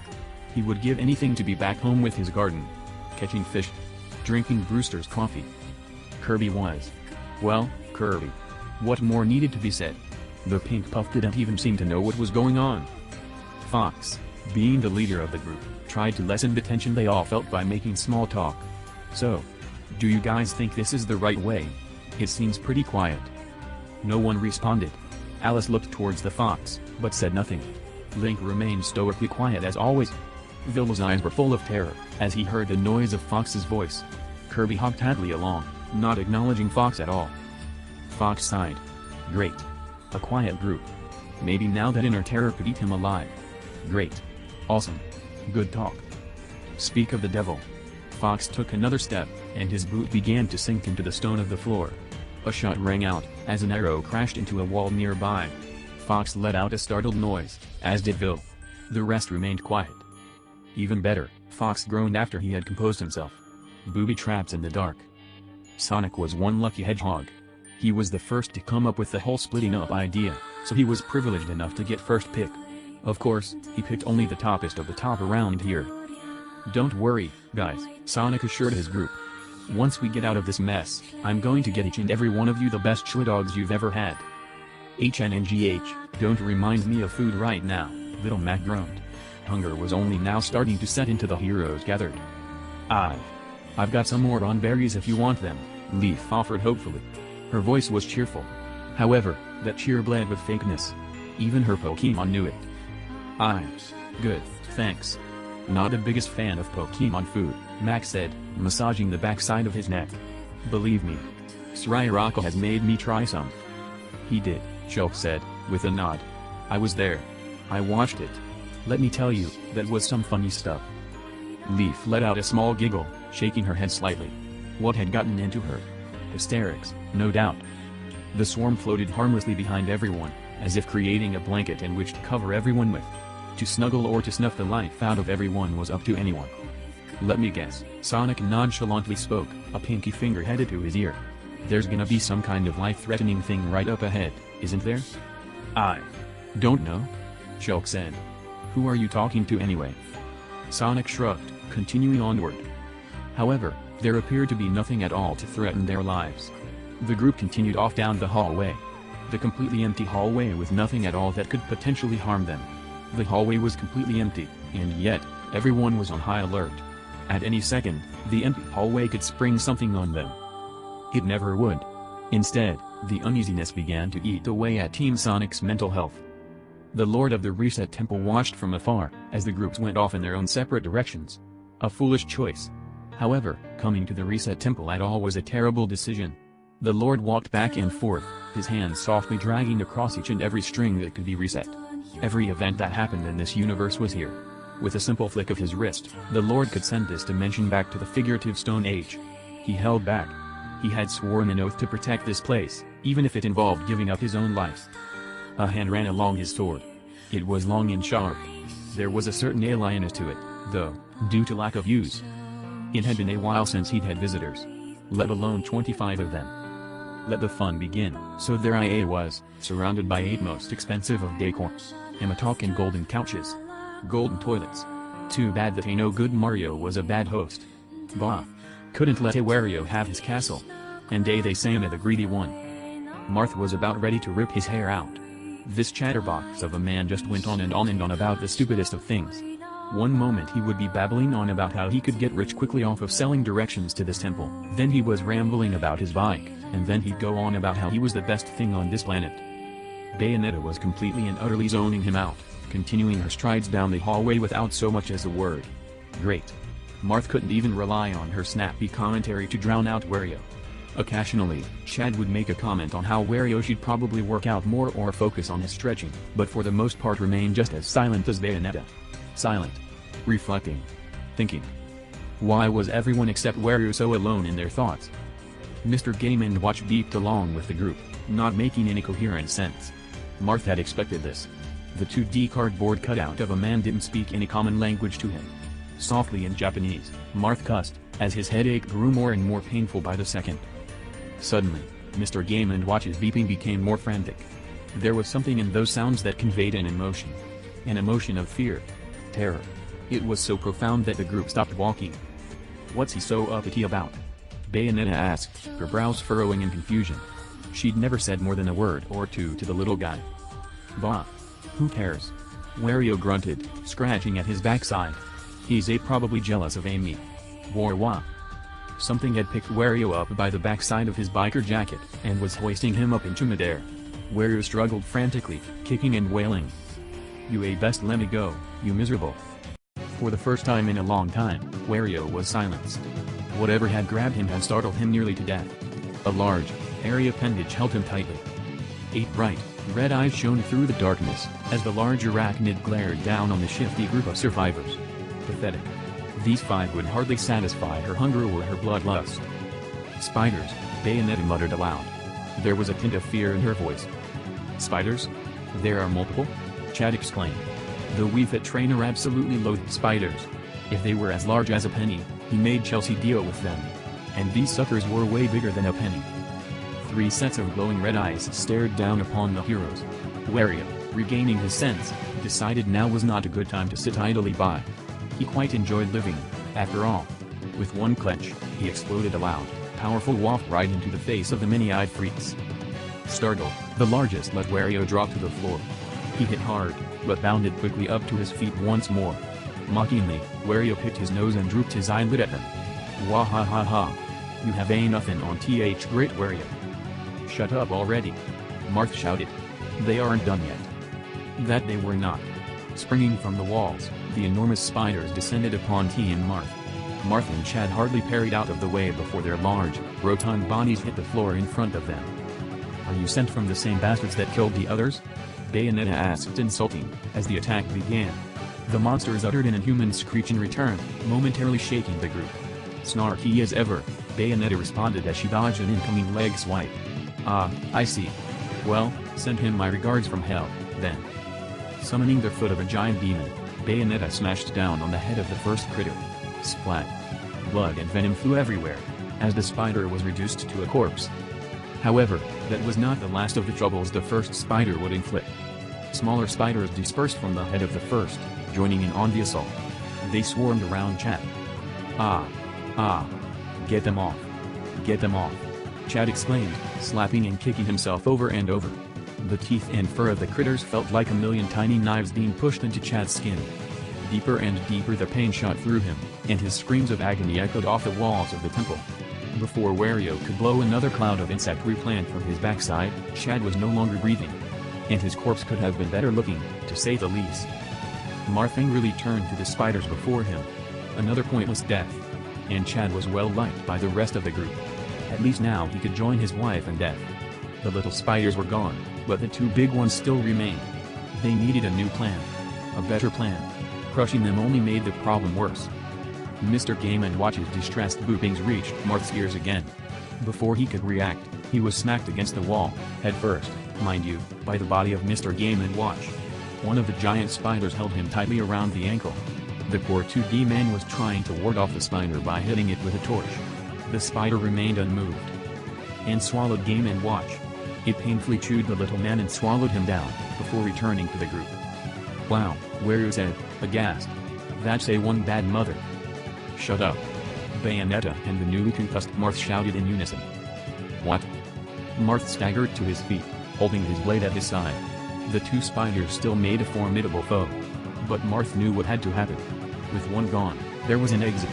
A small chance, but a chance. You too, Marth snapped, getting Bayonetta's and Wario's attentions. Go, run down the middle on my command. I'll stay back and make a distraction. You can't. Bayonetta interjected. It's suicide. What's a suicide if you can bring me back? This could be our only chance, Marth remarked in retaliation. He walked closer to the growling spiders, holding his blade out before him. On my mark. Go. Wario and Bayonetta sprinted in between the giant legs of the two spiders, fleeing faster than they had ever fled before. This attracted the eyes of the spiders, who lashed out after the two of them. Marth didn't let them focus long. The Hero King jumped at the larger of the two, slicing a diagonal slit through its eyes. A wail of anguish was heard, as its attention returned to the one remaining hero. Fight me. Marth cried out. And fight they did. Marth parried left, and then right. He got in blows where he could. He was doing pretty well. Until he took a blow from the leg. He flew backward, hardly retaining his balance as he landed back on the ground. He was about ready to attack again. When he suddenly felt a burning pain. He was wet. Dripping. The spiders had lobbed something at him, and he felt as if he was going to melt. The shot of venom was a direct shot, and began working its magic immediately. Marth cried out in anguish as the strong acid ate away at his flesh. He dropped his sword, the venom coursing through his veins. Seeing was downright impossible. His bones felt like they were melting. With another shout of pain, the hero hit his knees. This simple motion was too much, and it took every once in him not to vomit right here and now. He held his gut, as his skin contorted. One thought was abundantly clear to him as he sputtered on the ground. This is it. I'm dying. And, falling face forward on the ground, he did. Forgive me, friends. Oh gods. Oh gods, oh gods, oh gods. Did it have to be fire? Pit stared ahead of him at the lava pits that ebbed and flowed. His back hurt just looking at the luminescent molten rock. His stomach churned and burned just as the lava did right before him. And those platforms. They were so dangerous. So haphazard. There wasn't a railing in sight. How in the heavens was he supposed to get across a gap like this? The smell made him almost melt. But not as much as the lava would. It's a no big deal, Pit. Mario assured his friend. He'd been here before, that was for sure. Standing on the ledge, and looking out at a pool of lava with precarious jumps. Ah, it was almost like being back home. Or, well, in Bowser's castle, anyway. Here. I'll show ya. Putting his best foot forward, Mario took a leap of faith. Pit could have sworn that time slowed down as Mario jumped. It seemed so far away. There was no way Pit could ever dream of doing that. Mario steadied himself, as he nearly fell off and into the pits below him. The heat of it hit him like a truck on Toad's Turnpike. Mamma mia, it was like an oven in here. See? It's easy. Yoshi. Yoshi exclaimed. He followed after his plumber buddy with Nana still on his back. The Eskimo child screamed as Yoshi followed the same jump as Mario did. The lava boiled and bubbled beneath her, but she and Yoshi landed safely on the platform. However, Yoshi's clumsy jump made Mario plummet down into the lava below. Mario screamed in fear, as did Pit and the Pokémon. Mario. No. Pit shouted in anguish. Hot tears stung the angel's eyes, and were immediately evaporated by the heat. Mario dunked deep into the lava, before shooting up and screaming in pain. Holding his backside, Mario landed safely on the next platform. Everyone, except Yoshi, looked on, dumbfounded. Mamma mia, that hurt. Mario groaned. He gave Yoshi a look, to which Yoshi gave a goofy shrug. Bah, be more careful. Alright. It's easy. Pit said softly to himself. He stared down at the lava below. That stuff could melt his skin and sear his wing. But he could do it, he believed in himself. Taking a few steps backward, Pit prepared for takeoff. Something was wrong. Dark Pit smelled smoke. The Dark Angel had been smelling it for a while now, but right now it was something intense. It was overwhelming. Intense. As if someone had stuck his face into a bonfire.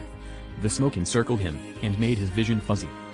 It must have been obvious, as Palutena came into the room. Pitu? Pitu, are you okay? The goddess asked. Pitu was sitting on the couch of the rec room, staring blankly ahead. His expression was dull and his face was pale as the moon. You look sick. IIW was really hot. Pitu answered. Suddenly, there was a sinking feeling in his gut. Pit. And now. I'm really. Sea cold. They'd lost him. Pit was gone. He'd sunk. His screams of anguish echoed inside of Mario's head. He was just a kid. It was too young for any of this. Probably. Mario had seen him as more of a son than anyone else on the roster. He was older, yes, but he acted so young. Their stint together in subspace made him respect and love the guy, and now that he was gone, Mario's heart hurt. Yoshi was the next to go. Going over a particularly precarious jump, Yoshi saw that he wasn't going to make it. There was a look of determination in the green dino's eye as he flicked Nana off of his back and into the safe arms of Mario on the other side. He went down, and met a similar fate to Pit. Only 2 of the Pokémon survived the pits. Flying ever so gracefully through the air, Charizard, with Red on his back and the other 2 in his arms, had met the others. However, Ivysaur could not stand the heat, and died in Charizard's arms. Tears formed in Squirtle's eyes, as he tried to shake the grass type awake, to no avail. Peacefully, they laid him against the wall of the hallway, placing Red's Pokeball against him. With heavy hearts, the remaining heroes continued on their way. Red's arm made a twitch. Red is dead, and it's all your fault. A voice whispered in Leaf's ear. She bit her lip, and bit it hard to stop herself from crying. She knew deep down within her that this was true, but she refused to believe it. Red wasn't dead. None of this was real. None of this was happening. The hallway stretched on and on for what felt like an eternity. Nothing bad had popped out of the closet to attack them. Which was the worst part. "We've gotta be getting close," Little Mac said, to break the silence. They'd been walking for what felt like hours. "For real," Sonic murmured, accidentally dismissive. The silence fell over them once again. Except for that whisper. "None of this will fix what you did. Your best friend is dead and it's your fault. Even if this reset works, you couldn't save him." "Shut up." Leaf suddenly shouted, stamping a foot on the ground. It echoed ominously throughout the hallway, and gathered the attention of her team. "Shut up. Shut up. Shut up." "Whoa, girl, take it easy," Sonic exclaimed, putting his hands up. "I didn't know I was that annoying." Leaf sent out her Ivysaur, with a deranged look in her eye. "Whoever keeps saying that is going to take a solar beam right to the face." "Saying what?" Shulk asked, terrified. What was she thinking? Even Ivysaur didn't look in on this plan, giving his trainer a worried expression. "We haven't said anything, Leaf," Little Mac explained, his hands raised. Is this about Red?" "About what?" "Shut up." Leaf screamed, the tears rolling now. She was unable to keep them back any longer. "Ivysaur. Poison powder." Ivysaur hesitated to attack them. These were his friends. But he couldn't go against his trainer, could he? "Take it easy," Sonic shouted. But it was too late. A poison gas surrounded the area.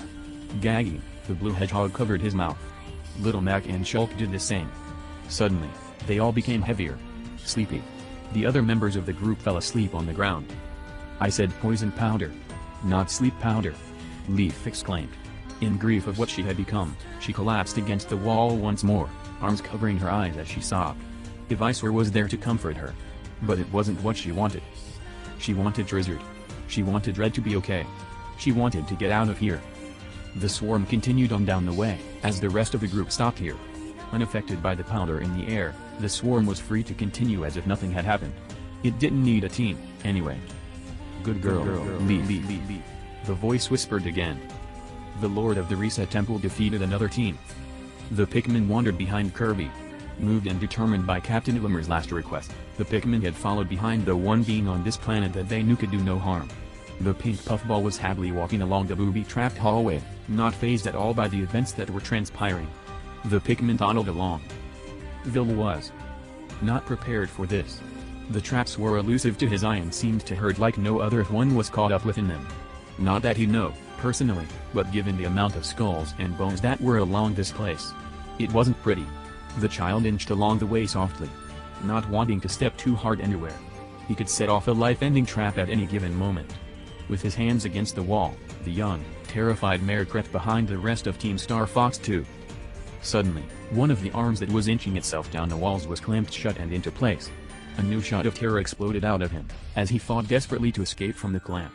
He made distressed sounds, as he struggled. "Vil!" Fox exclaimed. For a moment, the leader had forgotten he was in a little minefield of traps. It would be a move that was his last. Taking one step towards the child to save him ended the life of Fox McCloud. Pressing his foot down, a system of arrows flung out of the wall and impaled the animal all over. Feeling the pain of the arrows sticking into him, Fox shouted out, only to trigger more traps, each one worse than the last. The pilot fell, letting death finally barrel roll him down one last time. Vil continued to struggle, but there was nothing anyone could do without risking their own lives. Alice and Link looked on in horror as an axe came from the wall directly above where the young one was stuck. Panicked tears prickled along his cheeks, as the mayor realized his death would soon be upon him. Maybe Isabelle was right, came a sudden, clear thought. Link and Alice had to look away, as Vil met his graphic end. Both felt like throwing up. The two continued after Kirby and the Pikmin. How did they make it look so easy? Link held tightly to his Hylian shield, and made sure his footing was correct. A clamp sprang out of the ground. Alice's leg was snared. She let out an exclamation. She, too, knew that her end was near. Panic settled over her, too, just as had happened with Vil. Clangs and crunches were heard above their heads. Link looked up, to see a giant boulder rapidly coming their way. Link and Alice made eye contact one last time. Alice smiled sweetly. Save. Kate. She spoke. Link nodded, a feeling of grief hitting his chest as heavy as the boulder. Within another instant, Alice was flattened. Link continued, and was racked with guilt. He made it to the end of the trapped hallway, and had to sit down for a moment. Sadness flew over him. Could have he saved her? Or any of them? He sighed deeply, more sadness hitting him. Suddenly, there was something delicious in front of his face. Opening his eyes, the hero of the wild spied a chain of Pikmin and Kirby holding up goods for him to eat. His eyes went to the little guys, and then to the food. Sadly, he accepted the offerings. He gave each one of them a stroke on the stems. Team Snake was getting its collective ass whooped. When they had heard the sounds coming from the next room, they had anticipated a battle. An epic battle, even. But what they did not expect from that quiet sound was a smaller version of the Guardian that tormented them outside. Flank left. Left. Snake shouted to his teammates. The purple gaze of the creature was focused squarely on Ryu, who stood his ground as if paralyzed. A swiping hand came swinging for the Street Fighter. Snake dove to get his companion out of the way, taking a heavy hit along the thigh. He grunted in pain, but crawled to safety with the gooey warrior. Move, I said. Damn it. Snake cussed. Plucking a grenade from his belt, Snake tossed it into the air. With the marksmanship of a true professional, he shot it midair with the pistol he'd been packing. It exploded in the air, and gave them a second to recuperate as a team. What did we learn from the last bastard? Cloud shouted. We can't kill this fucker. We need to get out. We cannot, Rish said. The creature was rapidly coming at them. They needed to think quickly. The exits are sealed off. We need to take this beast head on if we are to get out alive. Hunt nodded his doggy head rapidly. Duck quacked. Agent 3 stood, staring. Go. Go. Go. Snake shouted. Plucking more nades from his belt, he threw them with all his might. These, at least, seemed to stun the monster. It screamed out in annoyance, charging once more. The team, collectively, shot to the right. The Guardian slammed against the wall, shaking the whole arena. Snapping out of her trance, Agent 3 super jumped at the vile creature, covering it in yellow ink. The ink seemed to melt at the flesh of the giant. Way to go, kid. Snake shouted, like a father at a baseball game. He was proud. No pride, however, could save her from what happened next. All 6 of the monster's arms grabbed for the female Linkling. She dodged the first few, but was ultimately caught by one or another of them. With a pained shout, she tried changing into squid form to escape. This, too, proved fruitless, as the monster's grip was too strong. No. Rish shouted. The 3 men and their dog advanced on the monster. But it was too late. With a full force slap, it knocked them all back. And dunked Agent 3 into a vat of cold water. The squid screamed in agony, as the water melted her flesh. She struggled, but it was ultimately pointless. Like a salt crystal in liquid, Agent 3 disintegrated into the water. You fucker. Yelled Snake. Anger spiked through him, as an ultimatum came to him. He looked down to his vest, and then back to the monster. He took it off. What are you doing, Snake? Cloud asked, astounded. Give me your cans, Snake told Hunt. The dog did just that.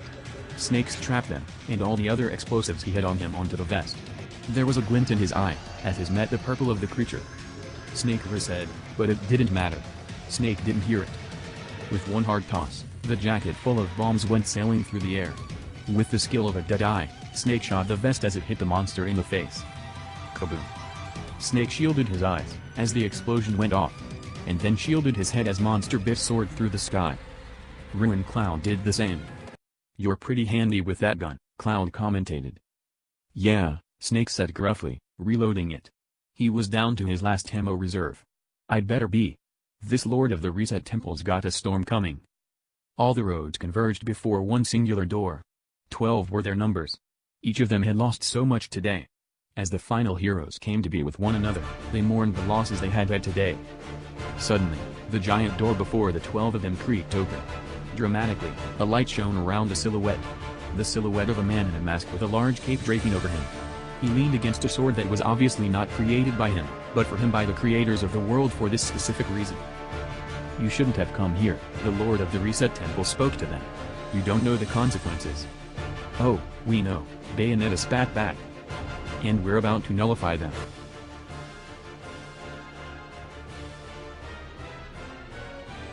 The brilliant bright light struck the heroes standing like a beam of magnified sunlight on a colony of ants.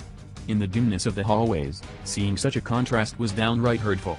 The light pulled around them, and, for the briefest of moments, each thought that this was where they met a similar fate to the friends they had lost before them. This feeling of being consumed by light was a familiar feeling. But mere moments later, eyes adjusted, and each fighter could see what stood before them and the treasure they had so desired. The Lord of the Reset Temple stood high and mighty up the final staircase. This one was made of solid white marble. It was sleek, and appeared sleeker now that it was drenched in the milky whiteness that was the all-consuming light.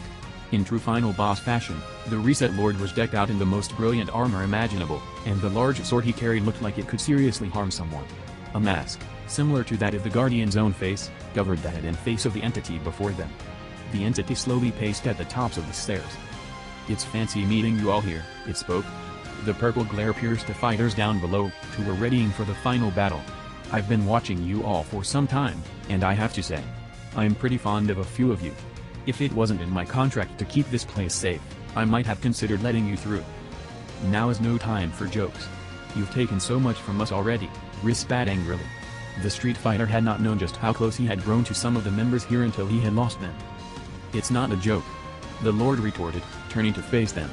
The velvet cape he wore hung loosely in the air. "All of you are exceptional. That's not a question at all. There's a reason they hands-picked you people instead of any of those other chumps back at the hotel. I don't know why you have come here, and why you didn't run in the face of the Guardian. Even after it killed so many of your friends, you still pushed on. Then, the temple. This temple.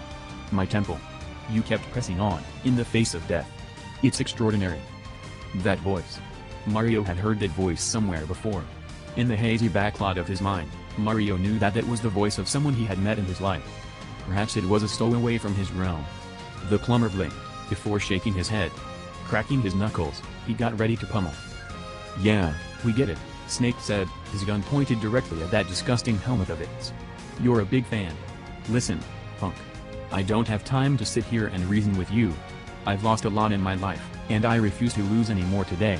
You're either going to kindly step aside for us, or we are going to make you step aside." The Lord leaned on his sword, gesturing openly with his free hand. "I can't. What don't you brain-dead troglodytes understand about this? You have no idea what the ramifications of your actions will be. You'll throw off the space-time continuum and all that jazz. Let me tell you, guys. I've seen every possible timeline this funky universe can have, and none of them are as pretty as this one. It's perfect as is. I can't let you fuck it all up." "Perfect? This is your idea of perfect?" Nana shouted, a hot anger starting to boil up in her stomach. "I had to watch my brother die in my arms. My friends fell in lava and had their skin melted off. Red's probably brain dead, or worse." Charizard was taken aback by Nana's words, as was the Lord of the Reset Temple. "You think I did that? No. You did that to yourself." The Reset Temple Lord shouted. The hands got greedy and grief-stricken. "You all are nothing more than pawns. Can't you see where I'm coming from?" "No," Cloud answered. Everyone else agreed with him. "You are literally fighting to save that core they got killed," it told them. "That's simply untrue," Bayonetta stated. "At first? Yes. It was. But now, it's for so much more than that. If there was one thing for certain, this battle wasn't just for core. It was for everyone. All that have fallen. All that have lost. All that deserve so much better." It was time for the main event to commence. HMPH. Pathetic, close-minded, the Lord's that. He readied his sword. If it's a fight to the death you want, then it's one you'll get. The Lord of the Temple proved to be quite the impressive fighter. It was a part of the job title, after all. One after another, the fighters came to face him. One after another, the Lord beat them back. He seemed to be holding back, not going in to finish off anyone. Rick came forward with a powerful kick. However, the Lord caught his foot, and slung him clear across the room. Mario went to capitalize on the situation by throwing Cappy at the foe. With one fell swoop of the godly sword, Cappy was reflected upon Bayonetta's head. Mario was, subsequently, transported into the body of the Umbra Witch. Before being forcefully ejected by the soul of Bayonetta. "I saw that look in your eye, plumber boy," Bayonetta all but growled. "Bug off." Mario apologetically stooped. His face was red. Spying this, the Lord sent out a powerful shockwave that went for the plumber. Mario narrowly avoided being pelted with it, as did Bayonetta. Kirby brought out his cutter to go after the foe at hand. The two clashed and clanged, before Kirby eventually ate a foot right to the mouth. Startled and suddenly hurting, the pink puff was forced backwards by the powerful kick. A bullet narrowly missed the Lord's head, as Snake took his shot at falling the beast before him. Suddenly averted to the user of the weapon, the Lord made a disappointed sound. "Didn't the hands tell you guns are off limits, Snake?" it asked. "They're dishonorable weapons, you know." "Hey!" Bayonetta yelled. Swishing his blade through the air, the Lord created a harsh wind that forced many fighters to topple to the ground. Red tumbled off of Charizard's back, and lay slumped against the wall. He had hit his head again. And this time Charizard let him lay. No sense fighting a being with an unconscious man on his back. Roaring loudly, Charizard charged at the Lord. Engulfing itself in flames, Charizard charged headlong into the Lord. And landed a solid hit. Stunned by this, the Reset Temple Lord stumbled backwards. "Way to go, Charizard!" Mario shouted. Link shot him a thumbs up. The hero was busy trying to fix his bow and arrow. The Lord's attack had sliced the string that allowed him to fire a volley of arrows at the Lord. "Don't celebrate," the Lord advised them. "That'll be the last time you get even." Assisted by the swarm, Nana flew through the air. There was a murderous glare in her eye, as she plummeted and attached herself to the Lord's neck. "You killed my brother!" Nana screamed in his ear. Forming an icicle in her gloved hand, Nana went to town on the Lord's armor. Again and again, the clanging of metal was heard, as the Lord fought desperately to get her off. "Bah! Vile child!" he shouted. He was acutely aware of the Smashers closing in on his location. They seemed to be taking the upper hand, which was not acceptable. Parrying out of the way, the Lord dodged a punch from Mario. Instead, the plumber hit a fistful of small child, knocking Nana off of the Lord. She squawked, as she tumbled to the floor. Mario immediately realized his mistake, quickly bending down to help up the girl. A sudden pain shot through Mario's chest. Nana tumbled out of his arms and onto the floor once again. Pushing deeper, Mario's world began to fade, as the Lord's sword stuck out of his chest. "Mario! No!" Cappy exclaimed, popping off of Mario's head. "Game over, Mario," the Lord quipped, tossing him aside like a rag doll. "Shame, too. You and I could have been friends." "Mario would have nothing to do with a murderous scumbag like you," Cloud exclaimed. Fueled by rage and passion, he dove in to fight in his place. The Buster Sword slammed against the godly sword. A beam of light seemed to escape the swords. Cloud grit his teeth, as he pushed harder against the other sword. The Lord grunted. "Maybe he already has," the Temple Lord huffed. Parrying to the left, he landed a hard kick in Cloud's gut. Cloud toppled over backwards, tripping over Hunt, who was trying to wake Mario up with his tongue. Cloud fell down, dazed and confused. The Lord put his on Cloud's head. His sword pressed against Cloud's chest. "One more step and your friend dies." Everyone looked at each other, not moving a muscle. Only Snake seemed relaxed in the moment, his hands comfortably resting over his chest. "What are you so confident about? Can't you see we're losing?" Bayonetta whisper shouted. "I'm no loser, Bayonetta," Snake shrugged. "Besides, I have a plan." "Do you? Now?"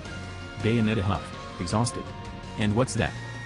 "Watch and learn," Snake quipped. Suddenly, he quick drew his pistol from its holster. With a clean shot, Snake shot the hand that held the sword. With another, he knocked the sword away, which clambered against the cool floor of the temple. Flicking his pistol up to his lips, Snake blew the smoke away. Then, he pointed the gun at the now disarmed Temple Lord. "Dishonorable, huh?" Angrily, the Lord stomped on Cloud. He made a hurt noise, and then fell silent. I don't need this sword to eradicate you, David. The mention of his real name caught Snake off guard. In this moment, the Temple Lord made a move. He was surprisingly quick for his get-up. Dashing, he kicked Snake's hand upward, sending the gun soaring through the air. Then, he moved to punch Snake in the nose. Luckily, Snake was trained in hand-to-hand, and so was Rue. Snake caught the hand that went for him, and twisted. The Lord cried out in pain before Rue came in to give him a proper whopping. 1, 2, 3 punches right to that stupid mask of his. Each time, the Lord recoiled. Suddenly, there was a familiar face staring back at Snake. Nini had climbed up the armor in true ice climber fashion, and removed the mask that the entity was wearing. Angrily, she tossed it aside, ready to kill the weak spot with an icicle. Everyone stopped. It felt like time itself had stopped, as the clattering of the helmet was heard all around. Mark? Mark was of this world, yes, but he was not created by the hands. In fact, he was created long before the hands themselves would come to know this place as home. Mark was created by the original creator, with one specific task put in place. He was tasked with guarding the Reset Temple. A temple that held terrible strength within it, and was to be used only in doomsday scenarios. Never had anyone been foolish to try and use it, and eventually it faded into the obscurities of legend of the realm. Guarding the temple for eons and eons got rather boring. Eventually, Mark decided to abandon his post as the temple guardian, and go to live a more normal life. Or, as normal of a life that one can have around these parts. So, with a happy wave to the massive guardian that guarded the forests around the multiple temples, Mark set off on his way. The big guy probably had it in the bag, anyway. There were other creatures that lived in this realm. Mark knew this. There had been many small towns and encampments. It was here that he had decided to live. On one fateful evening as the former temple guardian was returning to his ramshackle shack, he bumped into a beautiful woman.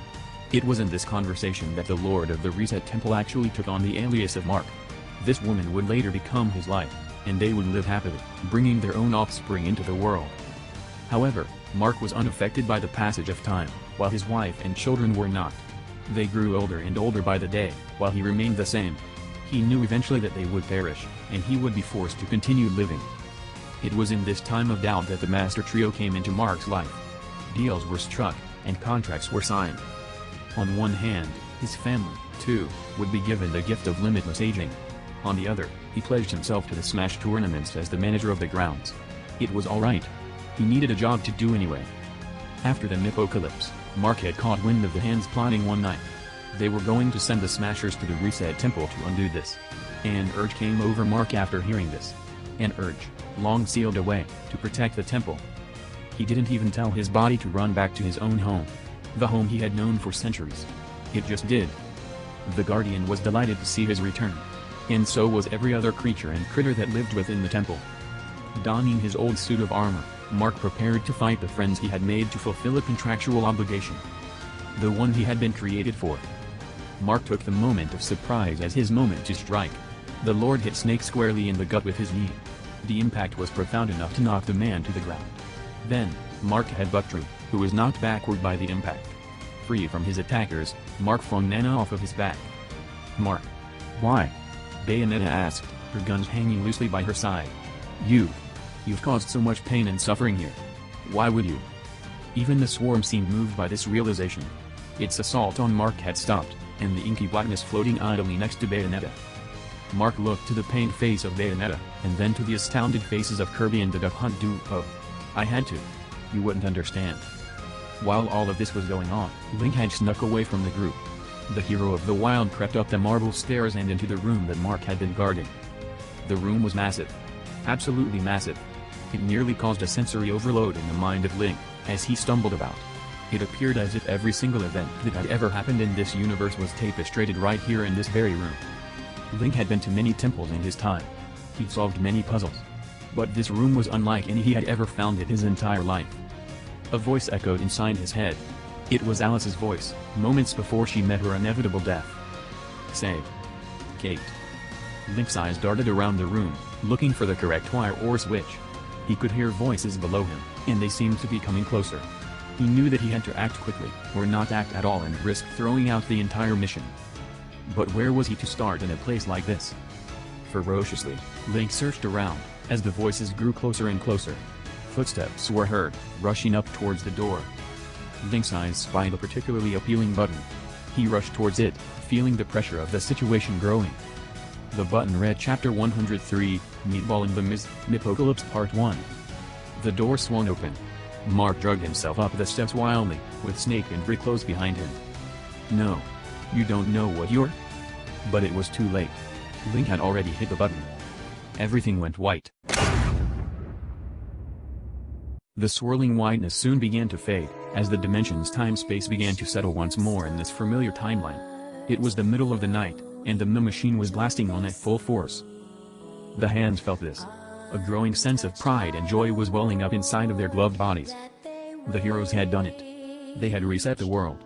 They were back to a time before Korra had died. And now they knew just what they had to do. The energy Matt had absorbed from Master Korra was enough to wipe out his entire army once released.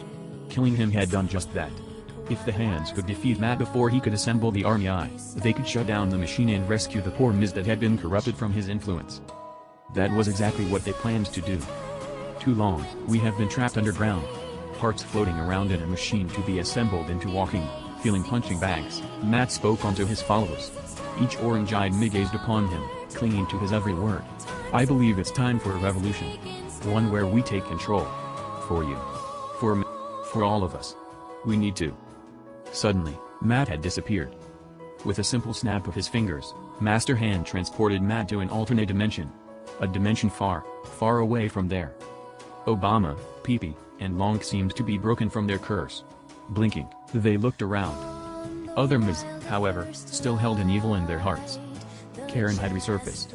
But with no Matt to guide her evil actions, she was about as evil as the average Villains Club member.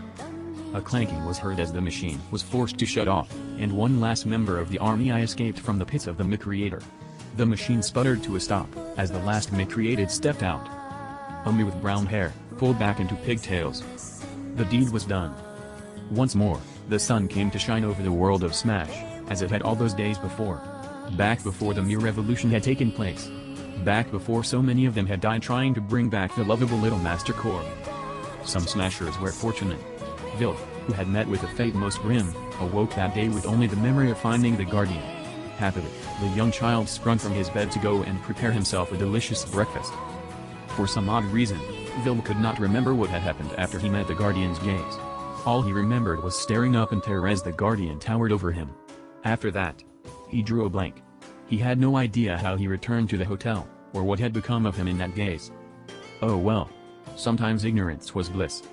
As Vil prepared himself a bowl of everyone's favorite Marios, he felt someone come up behind him and wrap him in a warm hug. He enjoyed the contact. Was that fur that he felt? Upon closer inspection, or, rather, turning around, Vil soon found that it was Isabel hugging him. Happily, the mayor returned the gesture to his trusty secretary, smiling against her. Ah Magashimsa happy okay. Isabel rapidly rambled. Her worry from the past few days seemed to have transferred itself into this kind of joy. Vil laughed happily. Did you get hurt? In all honesty, Vil didn't believe he had been. Reassuringly, he shook his head at the dog. Isabel let out a happy sigh, and then turned it into jittery giggles. Good. I would have had that whole temple torn down myself if you had been. Vil continued to smile at her. His heart was happy when she was happy, and he wanted her to stay that way. Though, if he did have to complain, he could have mentioned the faint pain he felt in his neck. Others were not blessed with this ignorance. Leaf remembered every little gritty detail of the horrible adventure she had just been on. She remembered the sickening whack that had sounded as her Charizard was knocked out of the sky. She remembered the terrible balloon Fred had made after her Charizard slammed into him. And, worst of all, she remembered the tears she had shed in the Reset Temple over how terrible she was, and the terrible acts she had almost committed in that place of desperation and grief. Suddenly, she was no longer on the cold floors of the Reset Temple, sobbing into her hands over the sleeping bodies of her teammates and being comforted by her two remaining Pokémon. She was engulfed in a white light, and, after what felt like an eternity, returned safe and sound to her bed at the hotel. Leaf awoke with a start. A cold sweat had broken out over the young girl's body, and her heart was racing a mile a minute. Her breathing was rushed and heavy, as she rapidly kicked out from under her covers. There was no way that was a dream. She knew it was real. Whoever had managed to make it through must have found the switch to reset back to a time before all these terrible things happened. Red. Go make sure Red is okay. The voice came to her as clearly as the sunshine from her window. Though, This voice did not belong to some kind of mystical lord. No, it was the thought of her own thinking. Hastily, she threw on her shoes and sprinted across the hallway to Red's room. With vigor, she knocked loudly and quickly. Red? Red, are you in there? Damn it, Red, open up. I'm coming. Arceus Leaf, do you know what time it is?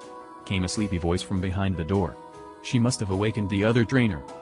Groggily, Red opened the door to the hallway. He was tired looking and a bit disheveled given his startling wake-up. But he was alive. The reset had worked. What? He asked. You look like you just saw a shiny legendary. Leaf touched his face to make sure this was real. Thank Arceus. Thank God. Thank fucking Palutena for all she cared. Leaf collapsed into Red's arms, crying tears of joy. Others, still, had been reset further than others. The power of the reset temple had an effect on everyone within. But this power seemed to be somewhat random. Pit sat in the rec room, happily going about his business. It was so great to be back at the hotel again after all this time. With a spring in his step, Pit went to check the old arcade cabinet. Awesome. AAA was still at the very top. The angel grinned to himself. Suddenly, he felt a presence. His eyes moved away from the screen of the game and met the striking blue eyes of Mario. Hey Mario. Pit waved happily. Oh man, he had so many good memories with this guy. Long time no see, huh? You're alive, Mario said, a small smile growing over his face. He'd seen this kid fall into lava and melt. Seeing him alive and well enough to come and play was an amazing feeling. Okay. That was weird. Pit scrunched his brows. Of course I'm alive. Why wouldn't I? Did Pichu bet you that I die in my sleep, or something? No. Mario responded, a bit of confusion coming over him as well. I hope that was a joke. I'm just happy to see you alive. Why wouldn't I be alive? Pit asked, cocking his head to the side. There was some kind of misunderstanding here. I just got here, Mario. WH. What? Mario asked. Mr. Pit? If you don't mind, Cappy said from atop Mario's head. Pit almost fell over backwards, startled. What kind of demon is that? Pit shouted. Mario, your hat. It's haunted. Mario and Cappy exchanged a worried look. Pit? Mario asked, how long do you think we've been here? Pit has hardly managed to regain his composure. The angel wiped off his tunic. Like a week or two, I think. Why do you ask? Richter sat on the steps of the front door to the hotel, watching the world turn while zoning completely out. He was completely lost in thought, reflecting on what he had experienced the past couple of days. The sudden pain in his chest. The sudden blackness. The sudden numbness and nothingness he had experienced in that strange void. What the hell had happened? And, just like that, in all the time in the world and no time at all, he had returned back to his spot in his bed. He was having an existential crisis like no other. On your left, came the voice of a young woman. Richter looked up, to see Lucina coming forward to sit next to him. She held the same look in her eye as he did, and even had the same sort of disheveled appearance. Richter scooted out of the way to allow her to take a seat beside him. She did just that, resting her arms on her knees and staring out and down the way. Her eyes hung on the sunset, but she didn't see it. She saw a far-off place in her mind, as she, too, reflected on the void. One moment, she was having a conversation with Meta Knight about his mask and her own, and the next she was experiencing nothing at all. She wanted to cry out in agony or surprise, but found that she was unable to. There was nothing in this place. Nothing but darkness. Then, after some imperceivable amount of time had passed, she was returned to the spot where she had been. Her first thought was to go and consult her father about the strange and antagonizing phenomena, only to realize he had experienced quite the same thing. By the looks of it, Richter had too. The two of them sat in silence, simply reflecting on what they had witnessed. Both sensed that the other had gone through quite the same thing, without speaking a word. Even though neither spoke a word, they felt a kind of closeness in this shared experience. The void had bored a hole into their souls. Kirby had seen a lot of violence in his 4 years of existence. Most of the time, none of it bothered him. For years he had fought off gods to protect his home world, and felt desensitized to the suffering and violence around him.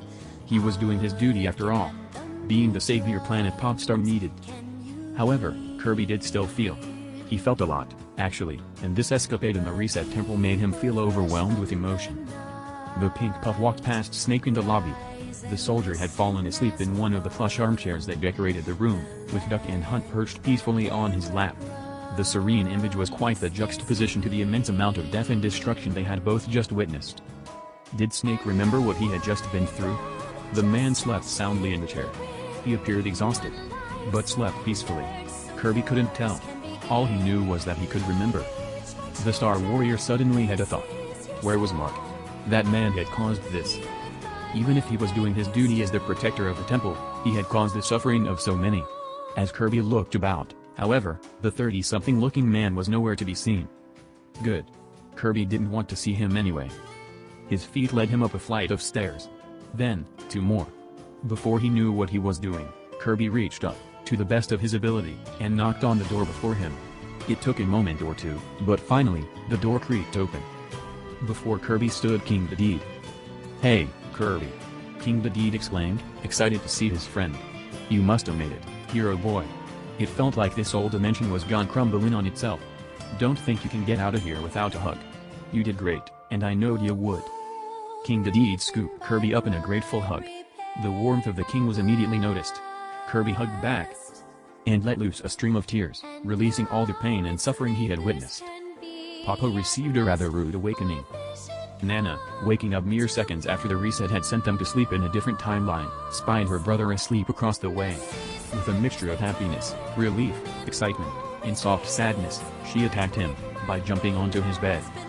Papa, now awake, was thrown off of his bed and wrapped in a warm hug. It was warmer than his parka. Nana, in true Eskimo fashion, rubbed her face on his own. If they had noses, it would have been a flurry of Eskimo kisses. "Mwah! Nana, what gives?" Papa exclaimed. "I was almost to the top of Icicle Mountain." "Shut up and let me love you, you massive jerk," Nana said, aggressive but with genuine happiness. "You died in my arms, this is the least you can let me do." Papa paused for a minute, trying to recall what happened. He did remember receiving a pretty bad cut in the battle with the Guardian, but he never remembered actually dying. "Did I?" "Yes. And I'm forever emotionally scarred because of it," Nana said, only half joking. Papa chuckled at that. "You're a dork." The duo were back together, and Nana couldn't imagine a better timeline. "Are you sure the reset actually happened?" "Yes, I'm sure. I've already transported Matt out of this world. No other time has he been here, and I sure as hell I'm not going to invite him back." "Where did Core get reset to?" "I don't know, you idiot. If I knew he'd be there already. He could be anywhere." Master Hand and Crazy Hand flew around the hotel at crazy speeds, looking for the reason the reset temple was even considered in the first place. If all the other smashers were brought back from death, Master Core should be, too, right? "Did you two try the master office?" the announcer asked. Both hands paused. "ERM. No," Crazy admitted. With their path made clear to them, both Master Hand and Crazy Hand sped back to the office. They nearly toppled Gendorf over, who shouted some obscene things behind their backs. Both practically punched down the door to the office. There, sitting on the counter where Master Hand tends to the paperwork, was a little glowing orb. It seemed to glow brighter when the two of them entered, as if happier by their presence. "Hey!" Master Core exclaimed, hopping up and down on the tabletop. "So, when are we getting this fighting tournament thing started with? Are the fighters here yet? How many are gonna be here this time?" The hand said nothing in response to the Core's questioning. Instead, the two of them picked Core up, and wrapped it in a hug. "Whoa. Hey! What's this affection about?" Core asked. Still, the hands remained quiet. There was a feeling of gravitational pull, as the announcer joined in on the hug. Once again, the family was made whole, the deal's off, hands. Mark was downright livid. The hands had used the reset temple, and for what? To bring back an accident that Crazy had made all the way back when they had first created the hotel? Master Core seemed to be the least important member of the four. In fact, if Mark was remembering correctly, Core didn't even directly control anything in this realm without the supervision of one of the 3 others. "Do you know how many impurities you've caused in this dimension now? It was already unstable before because of all these Nimrods you keep pulling from alternate dimensions, but now that you've reset, the whole damn dimension's going crazy. You've ripped a hole right in the middle of the space-time continuum. There's branching timelines. It used to be perfect, and I thought I instructed you to never, under any circumstance, use the temple when I signed that contract. We were pressed for options, Mark, and utilizing the reset temple seemed to be the easiest solution," Master Hand calmly explained. "Yeah, Mark. Have a heart," Crazy Hand exclaimed, a somewhat hurt tone in his voice. I'm sure the elders would have understood. Why would they build a temple like that if they never intended it to be used? They built it to avoid an apocalypse. Not to bring back your glowing basketball. Mark returned. Exasperated, Mark moved to sit in an armchair that was much too big for him. Say, if you don't mind me asking, what would have you done if all of your precious fighters were, I don't know, massacred in cold blood out there? We knew that would never happen, Master Hand shot back, not at all convincing. Mark let out a huff at that one. Right, yeah. Well, thanks to you idiots, there's a time stream out there where all of them were killed, and we might just happen to slip into it. Mark shouted. He massaged at his temples. I can't do this gig anymore. If this is how you treat me, completely betray my trust like that, you knuckleheads are going to have to find another groundskeeper. Come on, Mark. There's no need to be like that. Crazy Hand said. This was a one-time deal. This'll never happen again. From now on, we're keeping Core under lock and key. Master Core muttered, looking up at the two giant hands. Can someone fill me in on what's happening? Not now, Core. The adults are talking, the announcer responded, as quietly as he could. It was not at all quiet. That's what you told me when I first started working here, Mark said. This is a complete stab in the back, guys. I thought that was the job of your ancestors. Master Hand seemed hurt by this. The giant glove materialized a long piece of paper out of the air. It was the original contract. Now, Mark, I understand that you are upset. But you must remember our deal. Your family is only ageless because you work for US. If you terminate your contract. Mark filled in where Master Hand had drifted off. The hand meant well, he really did. Master Hand was fond of Mark and his work ethic around the Smash Hotel. However, a contract was a contract. Those who remember unmasking me in the temple will hate me, anyway, Mark said. I'm sure that one ice climber is going to maul me for what the Reset Guardian did to her brother. Oh boy, that was a bad call on the Guardian's part, Crazy Hand said, wagging a finger. If you're going to kill one of them, kill Nana. Pop will be too big of a mess to do anything. All of those gathered in the room looked at Crazy Hand. What? You have to have a plan. Crazy responded. Whatever. The thing is that I didn't want to have to kill anyone. None of this had to happen. Mark exclaimed. It did, Mark, Master Hand said firmly. There was a beat of silence. Mark's arms were firmly crossed over his chest, as he stared at the contract. It was the very same that let the man live a family man type of life. If he broke it, he'd be cursed with having his family die out before him. He pursed his lips. So? Crazy pestered. Are you gonna say? We really do need someone to keep those monkeys at bay. Mark was still silent. How would have the elders react if they found him out for this stunt? The elder gods are all dead, Mark. The thought was sudden and hit his head before he knew he had thought it.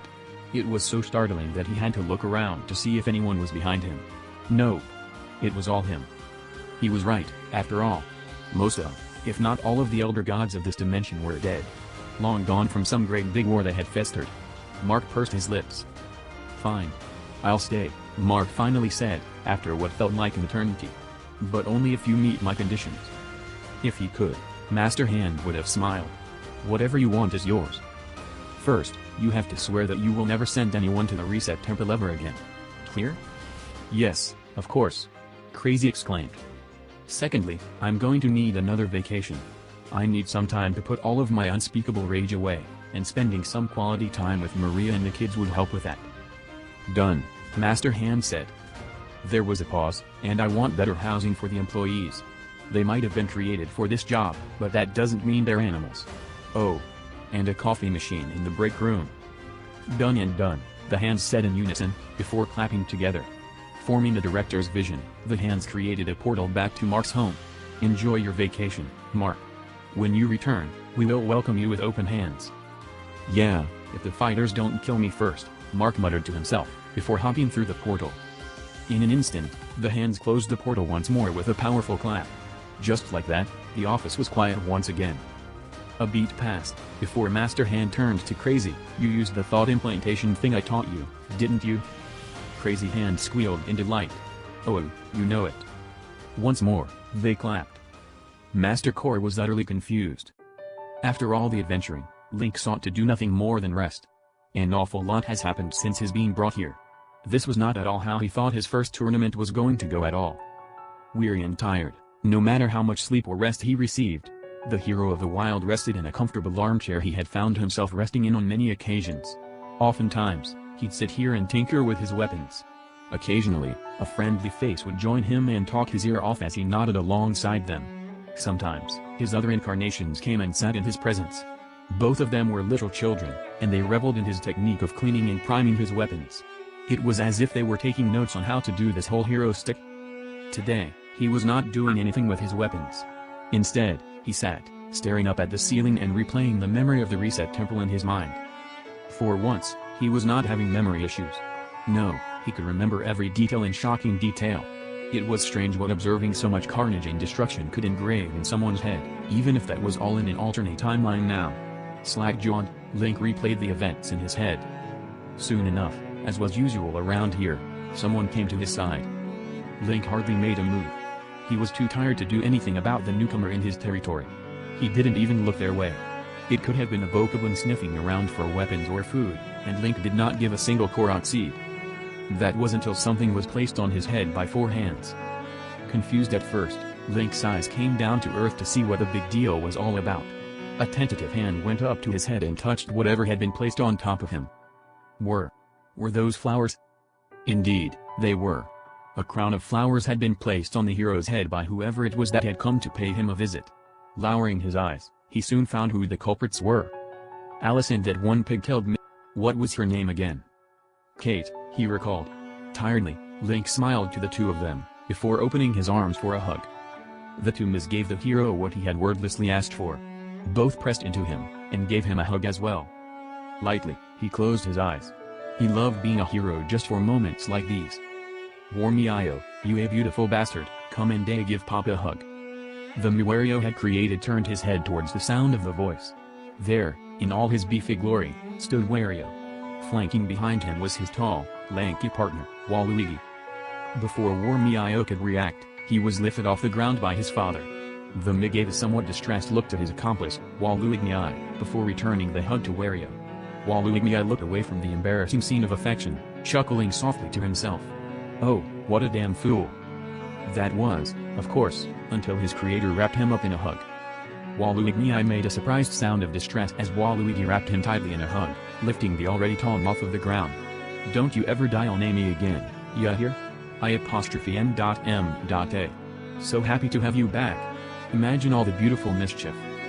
Warmio and Waluigi exchanged glances with each other as Wario and Waluigi made fools of themselves.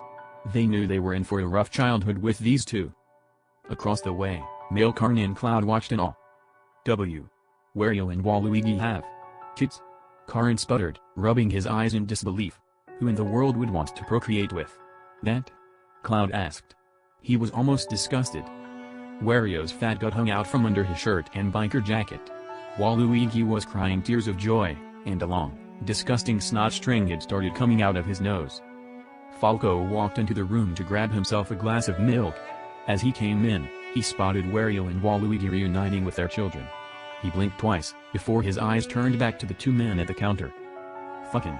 I hope I'm high on birdseed. He muttered to himself. He gestured to the two plumbers. Am I seeing what I think I am? Both Cloud and Karn nodded their heads. Falco let out an exasperated sigh. Wrap it before you tap it, alright? Falco shot at the two of them. With that, he left the room without a glass of milk. Cloud nearly choked. Karn didn't get it. Both were equally afraid for the lives the two Ms were going to live, being raised by those two troublemakers.